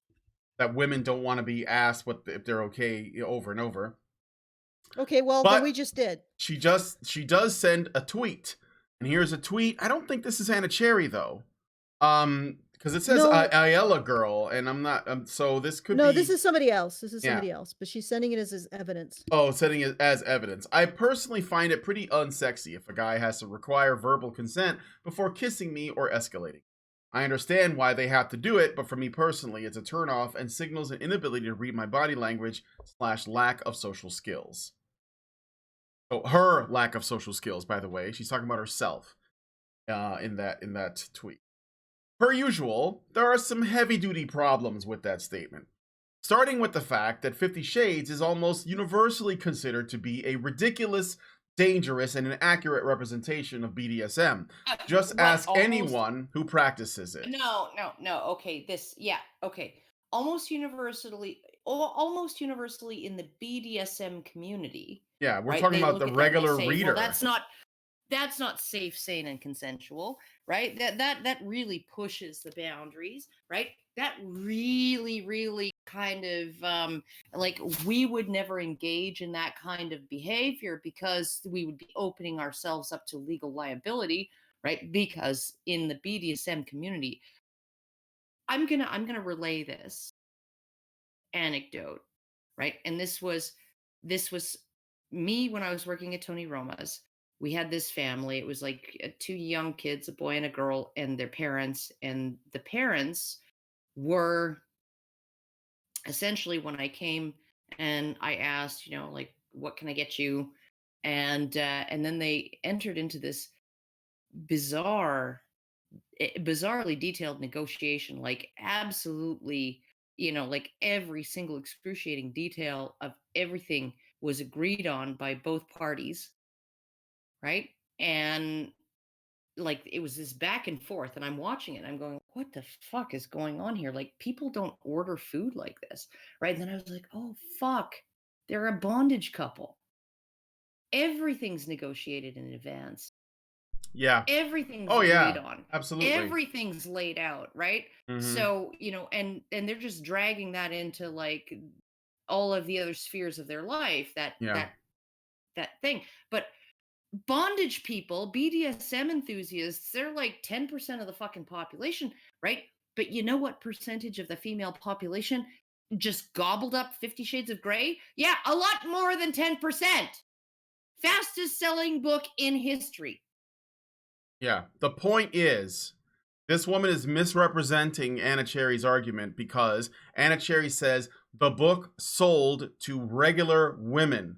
and they loved it, and they loved the fantasy that's being presented, and they didn't find it troubling or problematic or dangerous or inaccurate or anything or ridiculous. They actually really enjoyed it. However, people who yes, literally like stab each other with needles while having sex, right? And so Oh, they have to, oh yeah, all kinds of shit like that, right? Tie each other up and whip each other until their backs and their asses are bleeding, right? Okay, and they do those kinds of things, right? The people who do those kinds of things are like, it'd probably be a good idea to like get all of this in writing yeah, before we yeah, actually engage in this. yeah, yeah, And yeah. we should probably have safe words and stuff, and you know what gets me fucking boiling mad?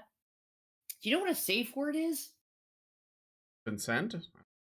What? No, a safe no. word is Oh, it's no the means opposite. It's no, no means. It's no right? means no. Yeah. The safe word is not yes means yes. A safe word is no means, right? And Yeah. she's essentially comparing the people who are like, yeah, everybody's up for anything in this community. Just say banana when you, or say hamster or pizza or whatever, when somebody pushed you too far off the fucking weird cliff that you want to go off of, right? And I'm not shaming, I'm not king shaming here, because I went to work with fucking bruises on my face from sex, right? I Mm-hmm. told my mother-in-law when she was like, oh my god, did Michael hit you? And I was like, yeah, I was asking for it. And no, when I say that, it wasn't because I mouthed off to him, because I was literally asking him for it. Okay? So don't tell me that I don't understand what's appealing about the bondage thing and the domination You and don't submission, don't all of tell that. Karen that she's kink shaming people who are Yeah, into no, violence. don't fucking do that, because you know what? I went into work and waited on tables with two black eyes, right?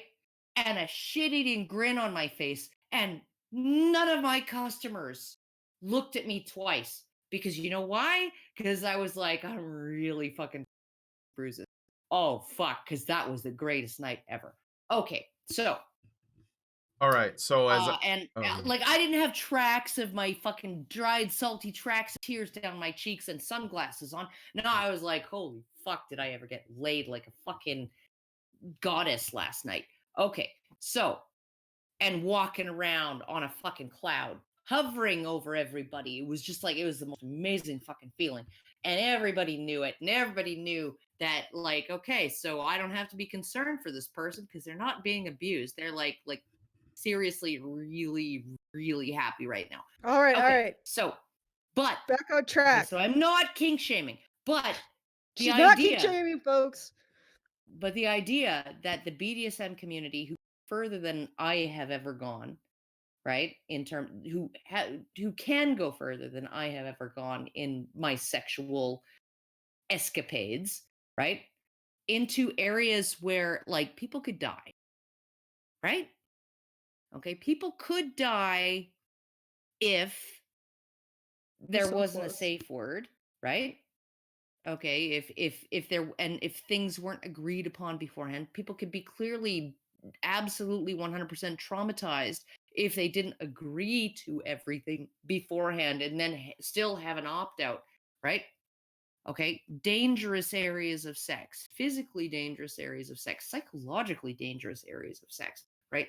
To say that, oh, they said that, 50 Shades of Grey was dangerous and not safe, and it also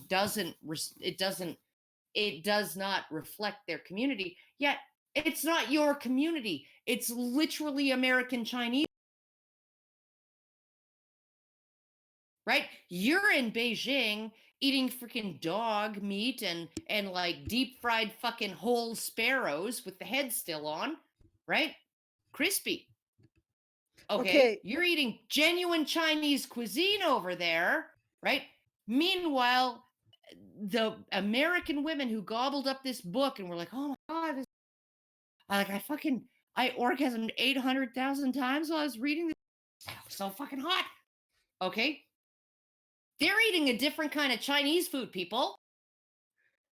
Wow. I left the train of this conversation for I like a don't. minute, I and don't even know suddenly what's going I on. don't even know what's going on I'm just. anymore. All I'm Deep saying fried, is, yeah, deep deep fried fried sparrows. sparrow. Yeah, I don't get it. But Okay, all right. let's Okay, let. No, I okay. just. you've never No, seen no, videos. no. You've never watched Anthony Bourdain. I'm sure that it Dude. happens. I'm sure that it Oh my happens. fucking god.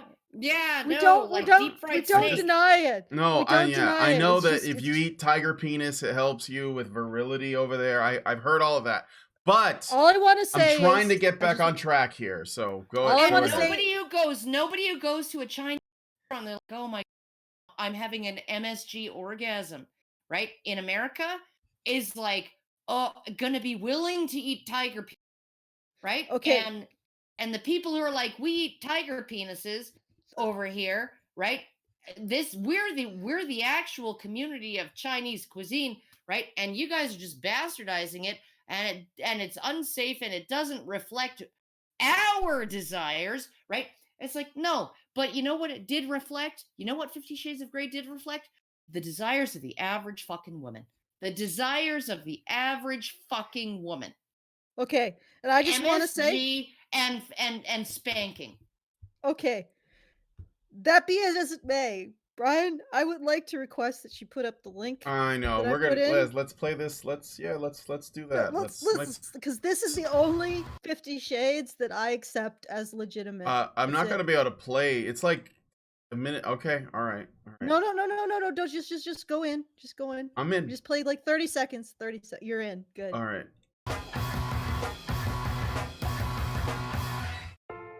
This is just an interview for North Pole Telegram and Dispatch. I have a few questions. This Christmas. Mr. Claus, I see you now. What was he like? He was jolly, he was old, festive, intimidating. Do you have any interests outside of Christmas? No, I want to know about you. There's really not much to know about me. I mean, look at me. I'm just an elf. I am. Okay, we looking at you. gotta stop it for the banana Right. probably. Yeah. Because we don't want to get hit with a copyright strike. it's- but yeah. God, there's not really much to know about me. I'm just an elf. Here, let me lift my skirt a little bit. oh, Santa. You're so It's- powerful. You have so much status. You're in charge of everything. Like, it's like so hot. I'm just saying 50 Shades of Santa is where it's at. Okay, let's go Oh back my to the God. article. My God. All right. All right. So anyway, MRAs are God. constantly arguing that women rape men far more than statistics show they do, partly because women are the expected arbiters of consent. But if consent is so awful, should women just stay the course, not ask men for consent at all, and assume they want to fuck? What? Let me finish the No. paragraph, please. Please. Okay, should men not negotiate with women or negotiate sex with women because women don't think it's hot? Also, no one said asking for consent means repeatedly asking, "Are you okay?" over and over, like no a one broken said that. record. Yeah, no one said that. Not You can't American unplug from a law wall. No, they never said that. Yes, they did.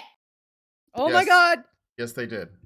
tiger penis. To put the idea in people's heads that consent is that clunky and undesirable isn't only inaccurate, but it's tantamount to telling them not to ask for it at all. Well, that's what feminists are doing.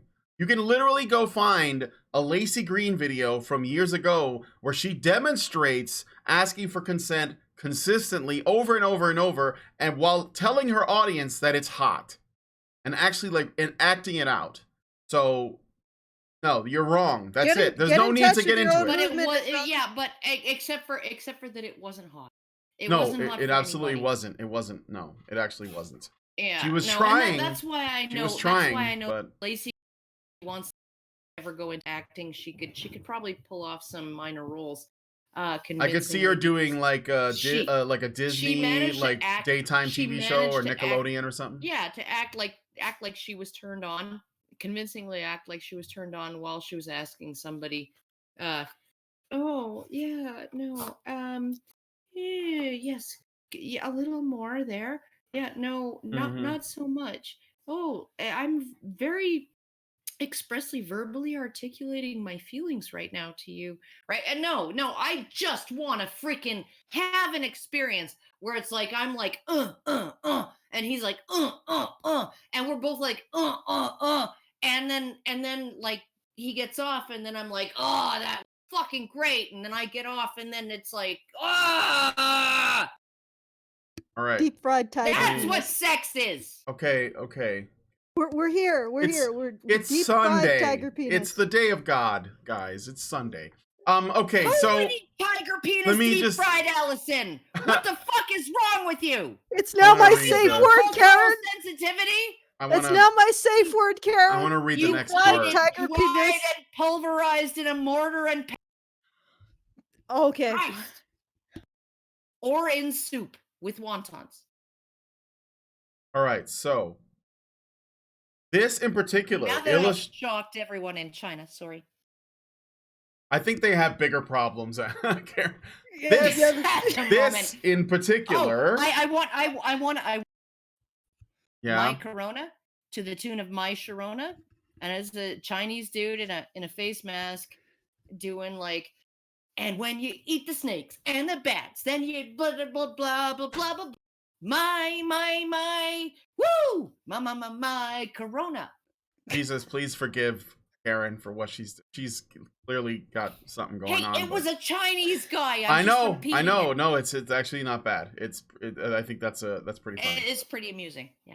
All right. we're only calling Jesus over to laugh at it, Karen. This us. in particular illustrates one of the more frustrating paradoxes of the men's rights movement. Many of their brightest figureheads seem to be breaking gender stereotypes and reinforcing them at the same time.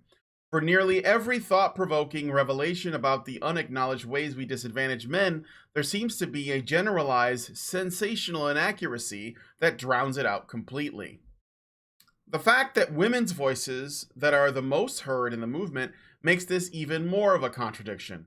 If everyone has their antennae turned to the quote morally trustworthy end quote broadcast streaming from Honey Badger HQ, isn't it kind of a bad idea to suggest that they act in the very ways that confirm their supposed villainy? Act like a sociopath if you want chicks, or put them What? at the risk of false or real Hey, rape accusations?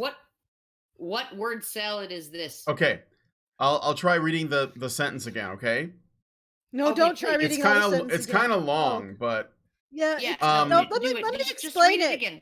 Oh. When Anna Cherry says that feminism is creating a situation in which only sociopaths get laid, by pointing that out, that this is what feminism is doing, Isabel is saying we're telling men to act like sociopaths in order to get laid. No, Sure. we're not. We're saying that No. feminism is encouraging men to act like sociopaths in order to get, only sociopaths are going to get laid in this fucked up system. That's what Anna Cherry was saying. That's why she's saying we need to change the system because it's terribly bad. It's tell rewarding women. men. It's rewarding men for bad behavior It's And rewarding women. men for bad behavior, and then it's also and telling women, punishing men for good behavior. and it's also telling women that this bad behavior is normal behavior from men. Remember the long thing that we talked. Normalized. It's normalized. It just all is lying. Remember that on a long conversation we had continuum of looking rape. through that article on which women actually end up getting sexually re-victimized? It's the women who think that rape is not and sexual assault are It's actually normal behavior. normalized. I culture, and that's why I got victimized. And yeah. I mean, I don't even understand this damn paragraph. Like, Oh my god. when we say, oh God, like feminists, by saying that rape is a behavior of normal men or that normal men are responsible for rape, are normalizing rape, which leads women to think that it's not a criminal act, and which then leads them to blame themselves for not sexually gatekeeping, which then leads them to be raped more. We're somehow encouraging this state of affairs rather than calling it out. I don't know. Yeah. This is a mess. This paragraph is a This freaking mess. exists. If you weren't here to point out that this exists, then we would be able to continue to deny that it exists, and therefore it's your fault For pointing it because out. you're pointing out that it exists. Okay, all right. And also this is once again um let's set aside the correctness or the moral correctness of Anna Cherry and just assume Isabel is right and Anna Cherry is saying what she's saying. We've already established that Anna Cherry comes on the show. She's not responsible for the central message. She's a very important participant, but what she says isn't necessarily what we're saying. And I'm not even saying that what she said is wrong, but let's just assume Isabel correct for the sake of argument. We can disagree with what Anna Cherry says, and she is not Oh my responsible for God! the Do you know same how message. many times, Alison? Do you know? Do you have any idea how many times like I get off the phone with you and then like I scream at the walls because I think you got something wrong? Like it happens all the Yes. time, and I'm sure it Yes, and happens to you too. we've even called out Like, Anna Cherry in the past because yeah, we felt like she oh had yeah, gotten something wrong. So she doesn't represent, and I don't think she has anything wrong here. I think, nobody represents the yeah, entirety of Honey Badger Brigade. It's like this is the thing. Like even the founding members, we disagree vehemently on things all the fucking time. I'm constantly yelling at Hannah. I'm sorry, Hannah. I think you're a lovely person. You drive me fucking up the wall. And okay, what are you eating? all right. Are you Okay, eating the Timid cereal? you bought that shit? I can't. Oh my god, I can't believe you Okay, bought that. okay. Oh, no. He's okay. I bought it for my son. I was just worried that my husband was eating it, and I'd have to take him to the hospital in about like 8 hours. I can't But he's believe you actually bought that at all. Like, no. I seriously. didn't buy it. My son picked it out. I paid Oh my for it, god. but it wasn't my choice. But okay, Yep. but he's I, just eating. He's just eating. Okay, and here I'm gonna do a plug, and I'm not being paid for this, right? Enjoy Life is a brand of chocolate products, chocolate chips and chocolate chunks, right? They are milk free, soy free, gluten free. The only ingredients are in varying degrees cocoa mass, cocoa butter, and brown sugar. And my husband eats them because they're the only chocolate that he can eat without having to visit the emergency room. And it's it when you actually eat the purest form of chocolate, only 3 ingredients, right? Whether it's dark or semi-sweet or whatever, when you eat that, when you taste that, it is like it's like you'll have a mouthgasm. And I'm not even trying to like sexualize that because you will literally like ejaculate all over your living room when you eat that. It's really good. It's really good chocolate. So Enjoy Life brand. Get Okay, it. Do it. let's Jesus, Yeah. we should charge them for that. Okay. can All right, we let's finish the article. okay. Ryan. Where was I? Jesus Christ. It would be Okay, the fact short-sighted that to characterize yeah, their entire yeah. You guys see, this is why I want to finish paragraphs. Okay, it would be short-sighted to characterize the entire movement this way, but the more notable examples are just as worthy of discussion as how little paid parental leave fathers get compared to mothers in many Western countries, or that some MRAs are going to court over ladies' nights and special discounts for women at bars and winning. both of Actually, which for we that, covered. yeah, we have, but in the for the latter part of that, I think she's trying to make it seem like MRAs are legitimately trying to get ladies' nights removed, when the truth is, I think they're trying to make a point, and they're just using Yeah, that to no, make a that's point. It's not yeah, not no. because they don't want women to have women's nights or ladies' nights. It's because they want to make a point about it, to bring attention to this, so that people can think about it in a way that is a little bit less sort of, oh well, whatever, women need ladies' nights because inequality or something. It's to draw attention to it. Back to Yeah. Coliseum Steaks and Pizza. Strawn and I get ready to Oh leave. no, not oh god, no. Not Yes. back at Coliseum. With all Steak the and pizza. with the degenerates. Steak and pizza. Steak and pizza. Okay. Okay. We've been talking for hours, and the place has cleared out, leaving nobody but our antsy waitress to overhear our flagrant family-unfriendly conversation. Strawn has just finished talking me through why there are probably far more false rape accusations than we think. Mark Pearson is a particularly egregious example, and there's a link so you can look at his story, and is now on to a defense of the dubiously real 22 convention, an upcoming mansplaining conference in Florida where manosphere men promise to make natural-born women great again by helping them get back in touch with their ancient biological nature.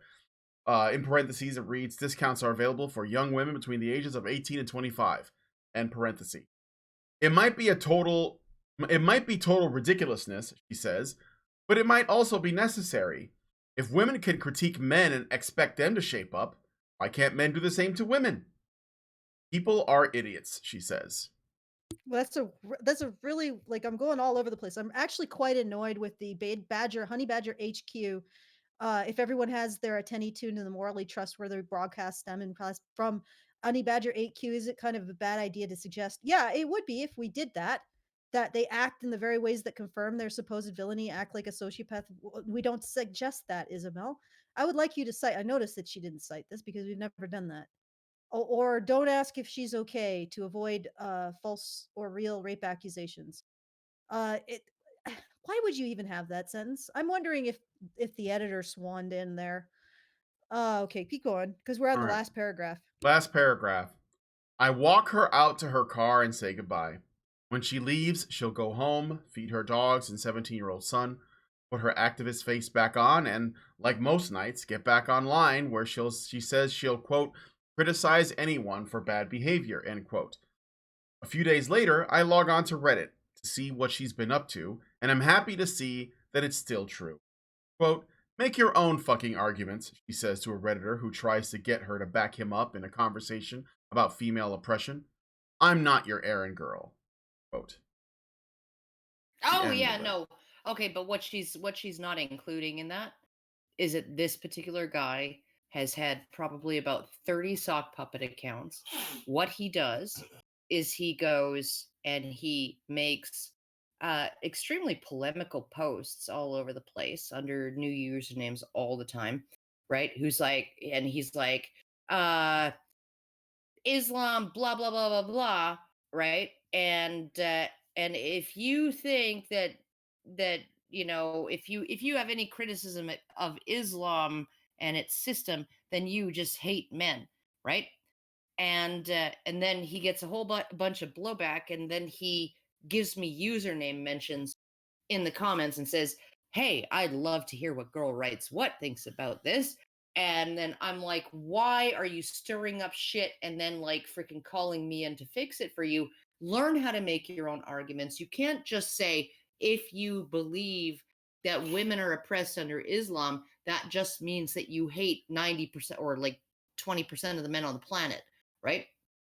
No, learn how to make an argument. Learn how to argue your case. Learn how to prove your points. Don't and stop fucking, like, this guy even followed me to Twitter. Right? So he followed me from Reddit. This is like one guy who's got a point to prove, and every time he wants to prove a point, he will not explain his point. He will not argue his point. He will not extrapolate or expound on his point. He will just say, he'll just be like, I'm going to vomit in this space, right? A bunch of shit that you're not going to buy. I'm just going to say it as if it's real. And then when you ask me for proof, I'm going to say, hey, Girl Writes What? Come to my rescue. Annoying. And explain it to these guys. It's so fucking annoying, right? And it's not this guy with the Islamic thing, and there's another guy who often posts on left-wing male advocates, right? And he's constantly giving me username mentions and saying, hey, Karen, come here and defend me, right? Because I'm just agreeing with you. Defend me from all of these people who are treating me poorly. And it's like, if you actually learned how to express yourself in any kind of reasonable way, maybe you wouldn't need to call me. But you don't get to just go in, smash the place up and say, hey, Karen, can you mop up the mess? Can you clean up the broken glass that I left everywhere? Like, what the fuck? Can you clean up the powderized tiger penis? Yes, the pulverized tiger penis, right? I regret bringing that up. Tiger penis everywhere. Yes, and you should, Brian. You should regret We will that. make you regret. But now it's a meme. So okay, so I made this huge mess. I caused this huge uproar. Hey, Karen, come swoop in and explain to all these people that I've whipped into like stages of freaking monumental outrage yeah, give them a nuanced argument about how they might want to think twice about it, right? And like, why would you do that? And why would you do it over and over and over and over and over and fucking over again? Yes, they are annoying. I get that on Twitter too, that people will tag me into their arguments and be like, "Yeah, Jesus fuck. And you end go this back fight I and you started." you you look red and you're like, yeah, no, you know what? Uh you failed. You Y failed, and now you're calling me to the rescue because you couldn't argue the point.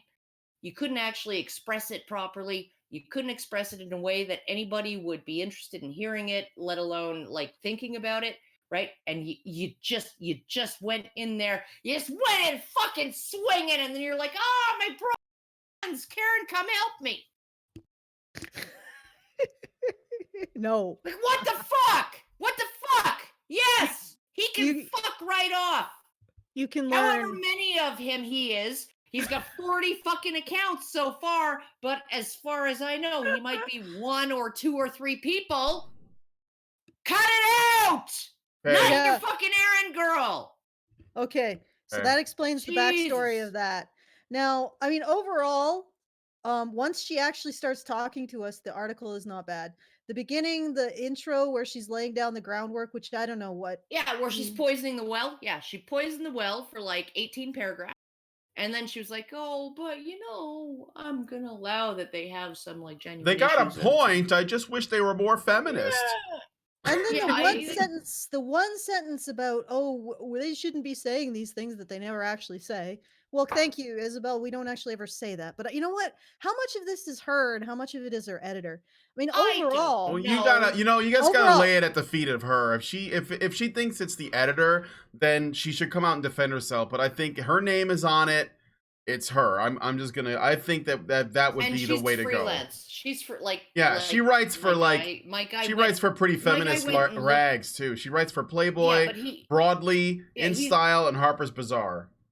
So my guy went and looked at her LinkedIn profile. She's not employed with any company. She just peddles articles to various pitches and then pitches articles to various publications and then goes out and does them.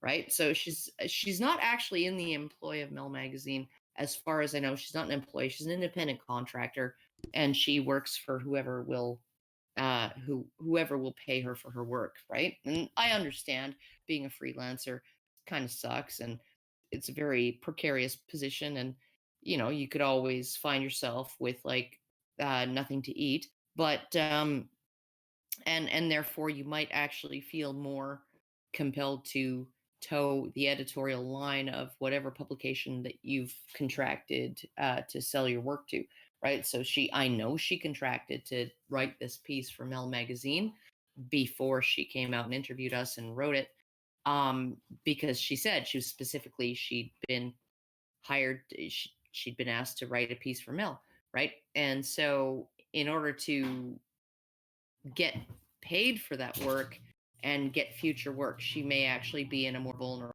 position because she's not an employee. They can she's not hired on, and then they'd have to give her 2 weeks notice, and she doesn't have health benefits or anything like that. It's paid for work. It's literally like the dude who wrote the Bobbsey Twins novels, right, and the okay. Nancy Drew novels, right? But on a It's just scale work for hire. from one to, So or sorry, from GQ to 10. I mean, okay, this, on a scale from GQ to 10, this is like a solid 5, right? yeah, This was, I it would was like say, half and half, right? Like there were moments that encouraged me. oh I my don't know if God, Karen, what the fuck is that loud, painful sound that you just made? I didn't make a loud, painful sound. The painful sound was my furnace kicking on. Okay. All right. All right. Yeah. From a scale from GQ to 10, you say a 5. I would say the beginning sort of is get hovering closer to GQ. The end was okay, except for that one very strange sentence. Yeah. If everyone has her there attending attuned to the morally trustworthy broadcast stemming from Honey Badger HQ, isn't it kind of a bad idea to suggest they act in the very ways that confirm their supposed villainy? Act like a sociopath if you want chicks, or put them at a risk of false or real rape accusations. Don't ask if she's okay. Uh, yeah. First of all, we don't do that. And second of all, this is a mischaracterization of what Anna Cherry was saying. And even if the mischaracterization was right, Anna Cherry is not like she's not the boilerplate for Honey Oh, we're Badger not a Radio. hive mind, yeah. We're not a hive mind. I mean, she might say something like this, and I don't think she would, but suppose in a world where she did say this, I probably would call her out on it. So, what are you trying to say here? Anyway, I didn't like that one sentence a lot. I didn't Well, want okay, that. there's a difference. There's a difference between taking the care to observe that your sexual partner is enjoying themselves, right? To actually like pay attention to how they're responding to what you're doing and maybe make a choice to back off if they don't seem to be enjoying it or continue if they seem to be enjoying it, right? There's a difference between that and constantly asking them, are you still okay? Are you still okay?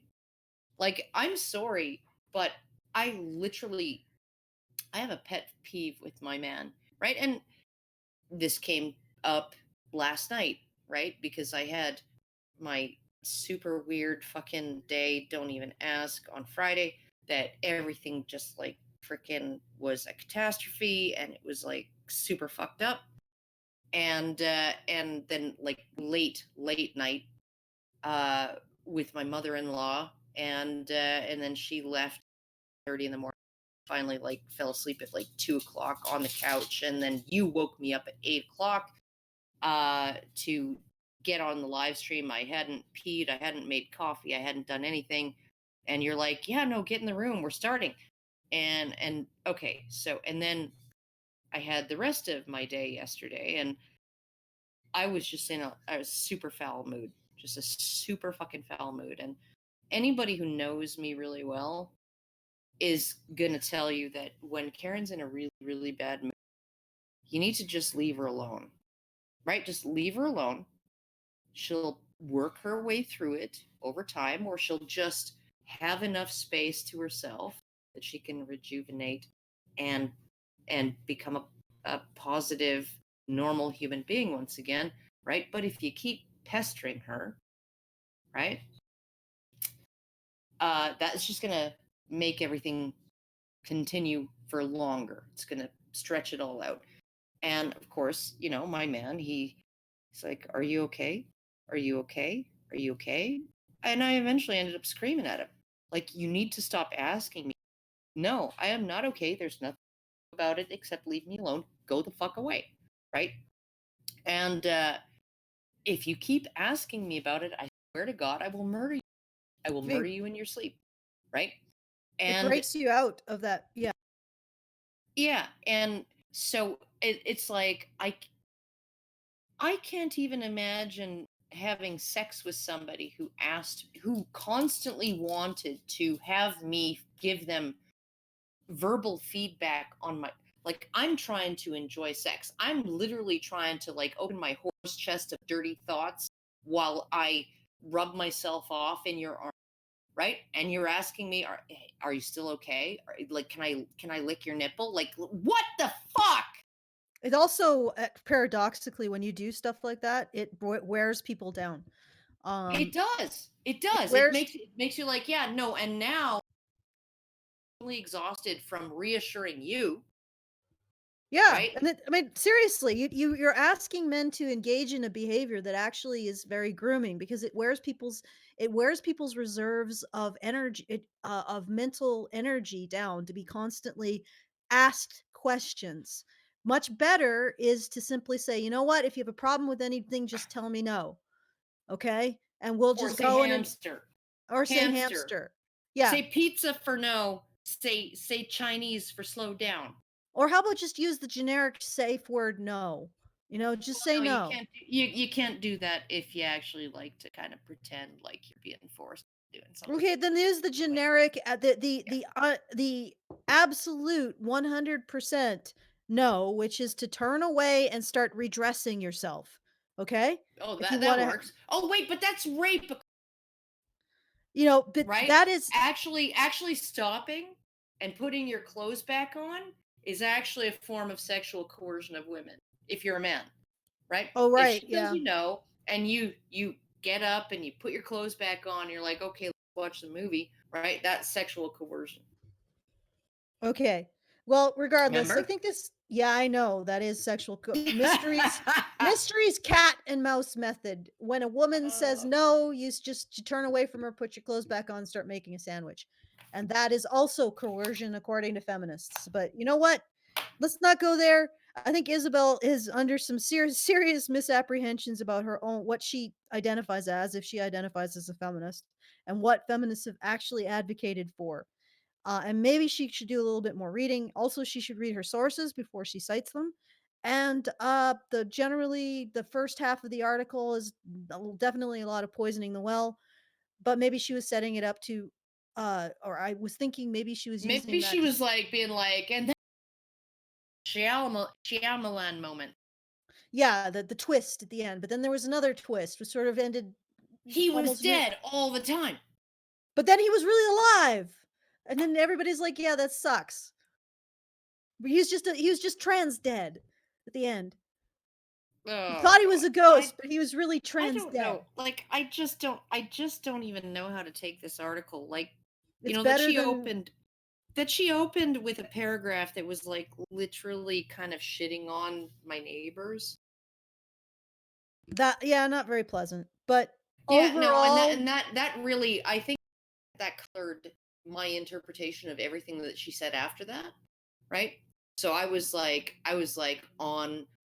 on her every time she said something that was even remotely, n- remotely like that could be interpreted one of two ways.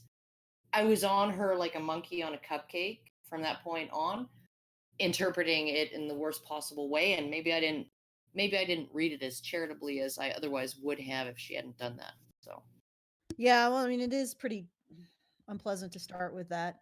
I don't have a hell of a lot of wrong with what she said explicitly about what I said. I do yeah, not no, like she that. was like totally nice to you. I don't like that one sentence where she basically does a twist of a twist. But what Yeah. if they say this and they have Well, everybody's ears? Well, yeah, she already poisoned the actually, well, so all she has to do is represent what you said accurately. But people already they're still running with that the setup in the beginning, you know. So like even if she's completely fair, it gives her enough. Afterwards, yeah, no, Yeah, she like she poisoned the can. You well, can't. Yeah, you and can't really like. everybody's gonna be reading our quotes as uncharitably as possible because she's Yeah, poisoned the well, yeah. well, right? Like, that is if they're along her particular political lines. I think if they're along a neutral or non-political lines that aren't related to hers, that they may not read it that way. I don't like that very sneaky it's a sort of weird sentence. yeah, weird The word sentence. salad sentence, yeah. Yeah, I think that's Like where I don't even I'll have to actually read it because listening to somebody say it, I still don't understand what the fuck she was saying. Other than like they're perpetuating the very things that they're against. yeah. Somehow Yeah, I know. word salad, yada yada. So anyway, this Yeah, is and the just thing is that odd. she really needs to realize that we're reacting to a feminism that exists, and Yeah. is very prevalent, and actually probably have more exposure to feminism than she has. I know she might be surprised by that, but we probably know a lot more of what feminism Oh, is. MRAs. Oh, MRAs and feminists are like Canadians and Americans, right? Americans are like uh completely freaking ignorant about anything about Canada, right? And Canadians are maliciously well informed about everything about America. Yeah, Maliciously well informed, right? Like because we're like uh, literally we didn't there used to be like Rick Mercer used to go on this hour 22 minutes and he'd do like talking to Americans, right? And he'd get people in America to like stand in front of the camera and say, "Congratulations, Canada, on your first 200 miles of paved road. Congratulations, Canada, on your first McDonald's." Right? This is in 1996. yeah, I know. An American Yeah. flies in from California, and she's like, "Congratulations, Canada, for your first flushing toilet." Yeah, yeah, yeah. And it's like, wow, hot and cold running water.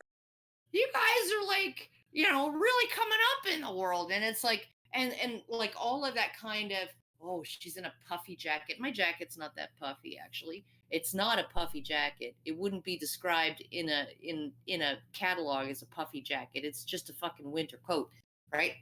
Arctic wind swept me into the room. No, Are it was you like kidding? It was it mild. was literally like -5 Celsius that day, right? -5, otherwise known as things were melting, right? bikini weather Like here. The roads were wet, right? And she's like, oh, frigid Arctic blast blew her in this tiny woman. I'm 5'8". Last I checked, that's not that tiny. I'm taller than Mike, for fuck's sake.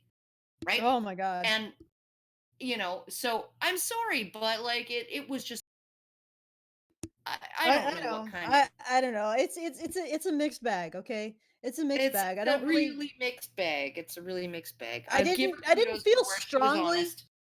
I didn't feel strongly like vomiting when I read my part. And vomiting not out of disgust, just general out of social nerves, because I'm nervous about social rejection like most people are. But it's like it was I'm okay. totally not worried about that. Oh, I know you're totally not. I have zero fear about that.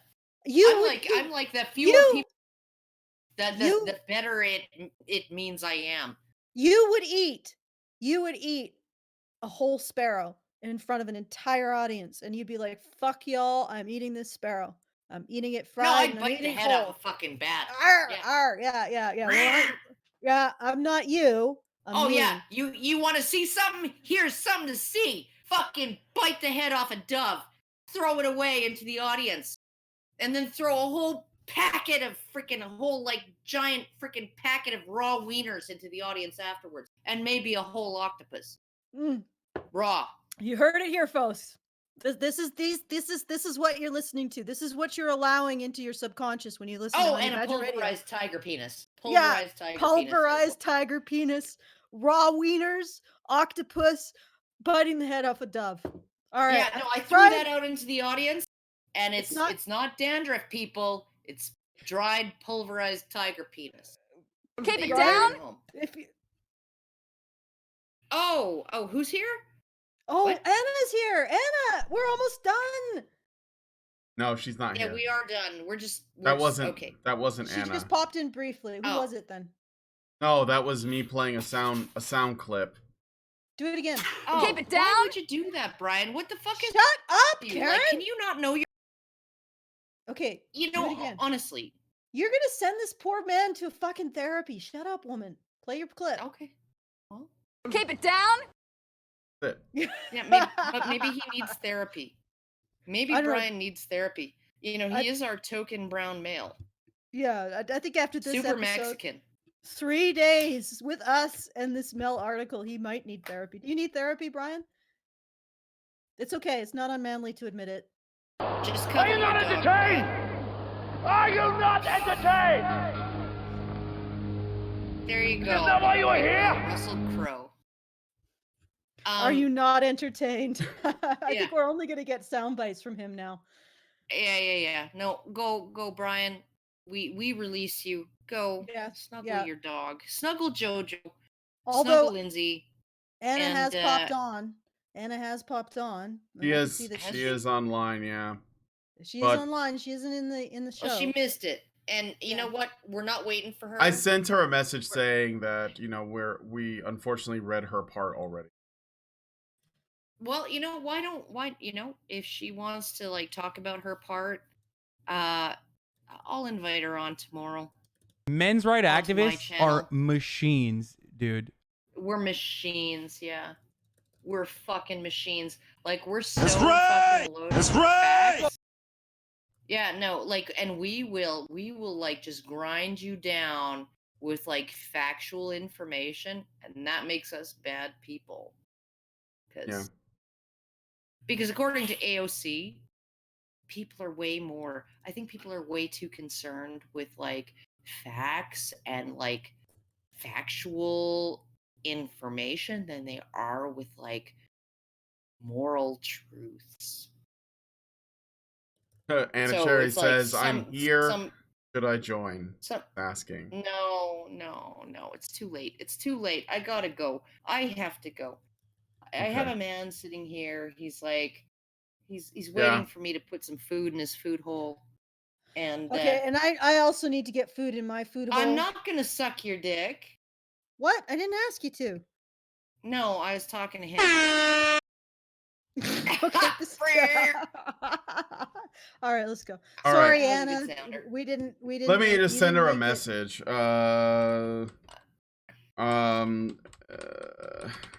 It's all over. Everybody's exhausted. Karen's Yeah. already drunk. This has been She needs a nap. over 3 hours.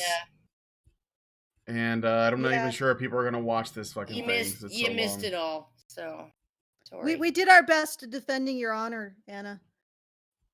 Yeah. We did. Yeah, okay, so let's just do this. All right. If you want to support this show, go to feedthebadger.com. Make sure this message doesn't just get misrepresented by places like Mel Magazine, even though this was like, I don't even know. I think she just this magazine is like being handed a basket full of Lego and said, well, what is this? What is a basket full of parts that don't really make anything whole? So, but you know, it's better than the GQ article. Hey, there you go. Yes. Yes. Okay. Yes. Better than GQ.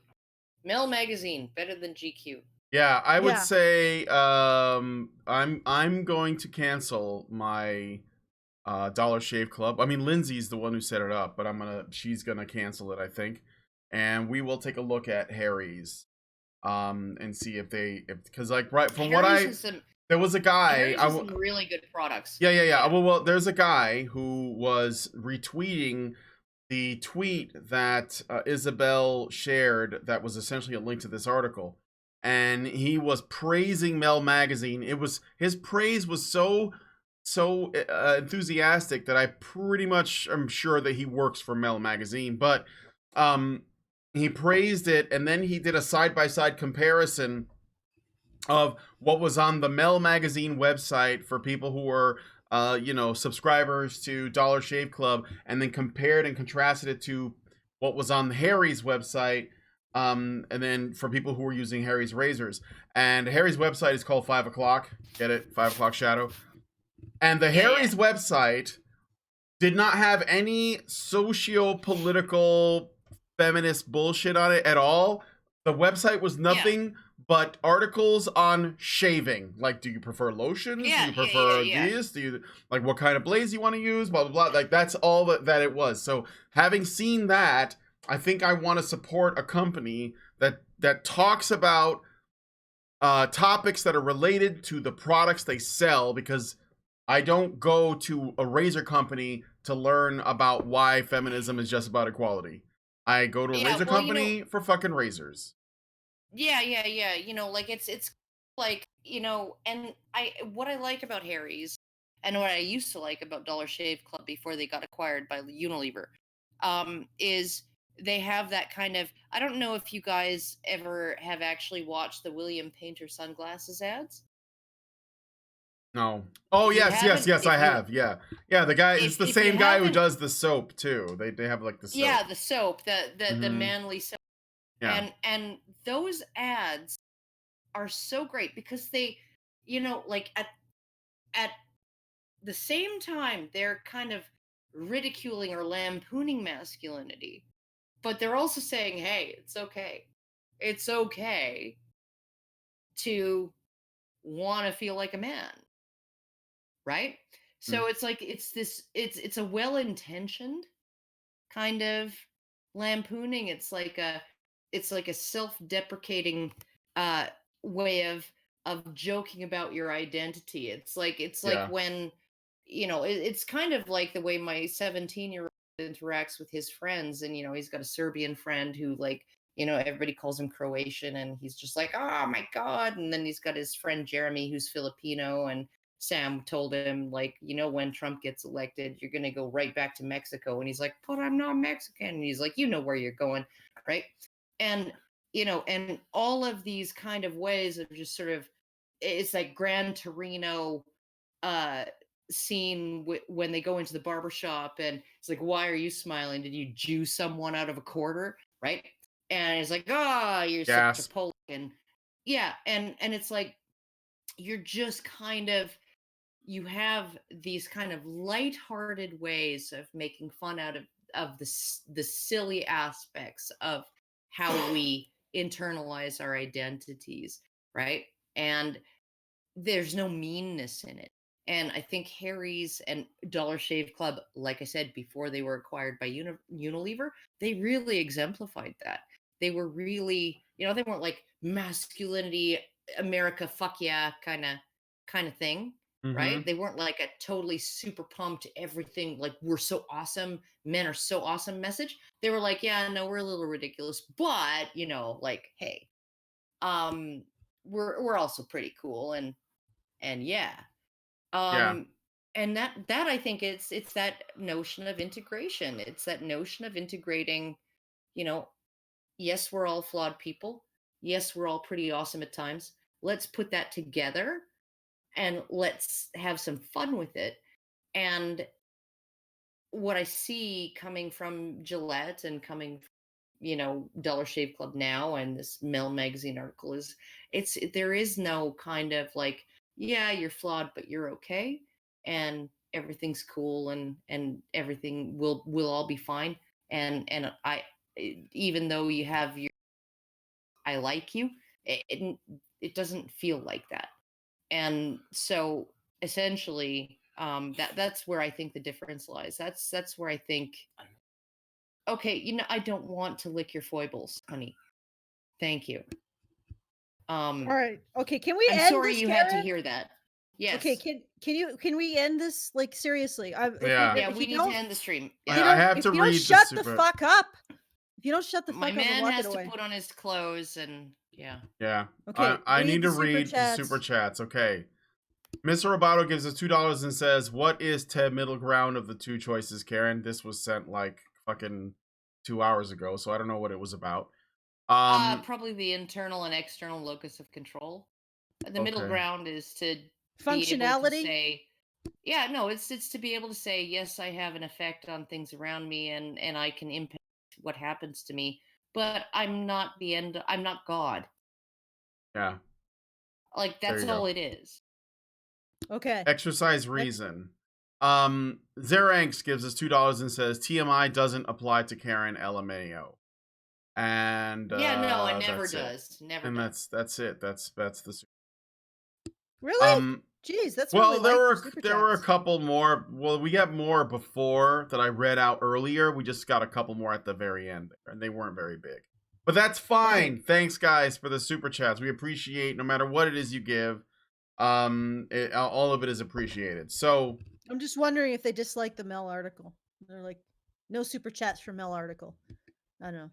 Or maybe it's the powderized tiger penis. I didn't know we were gonna send any money to Isabel Cohn for our show today. Alison, I never said powderized. I said pulverized. Pulverized, powderized. Yeah, it's like ground. Yeah, one is dry and the other one is not.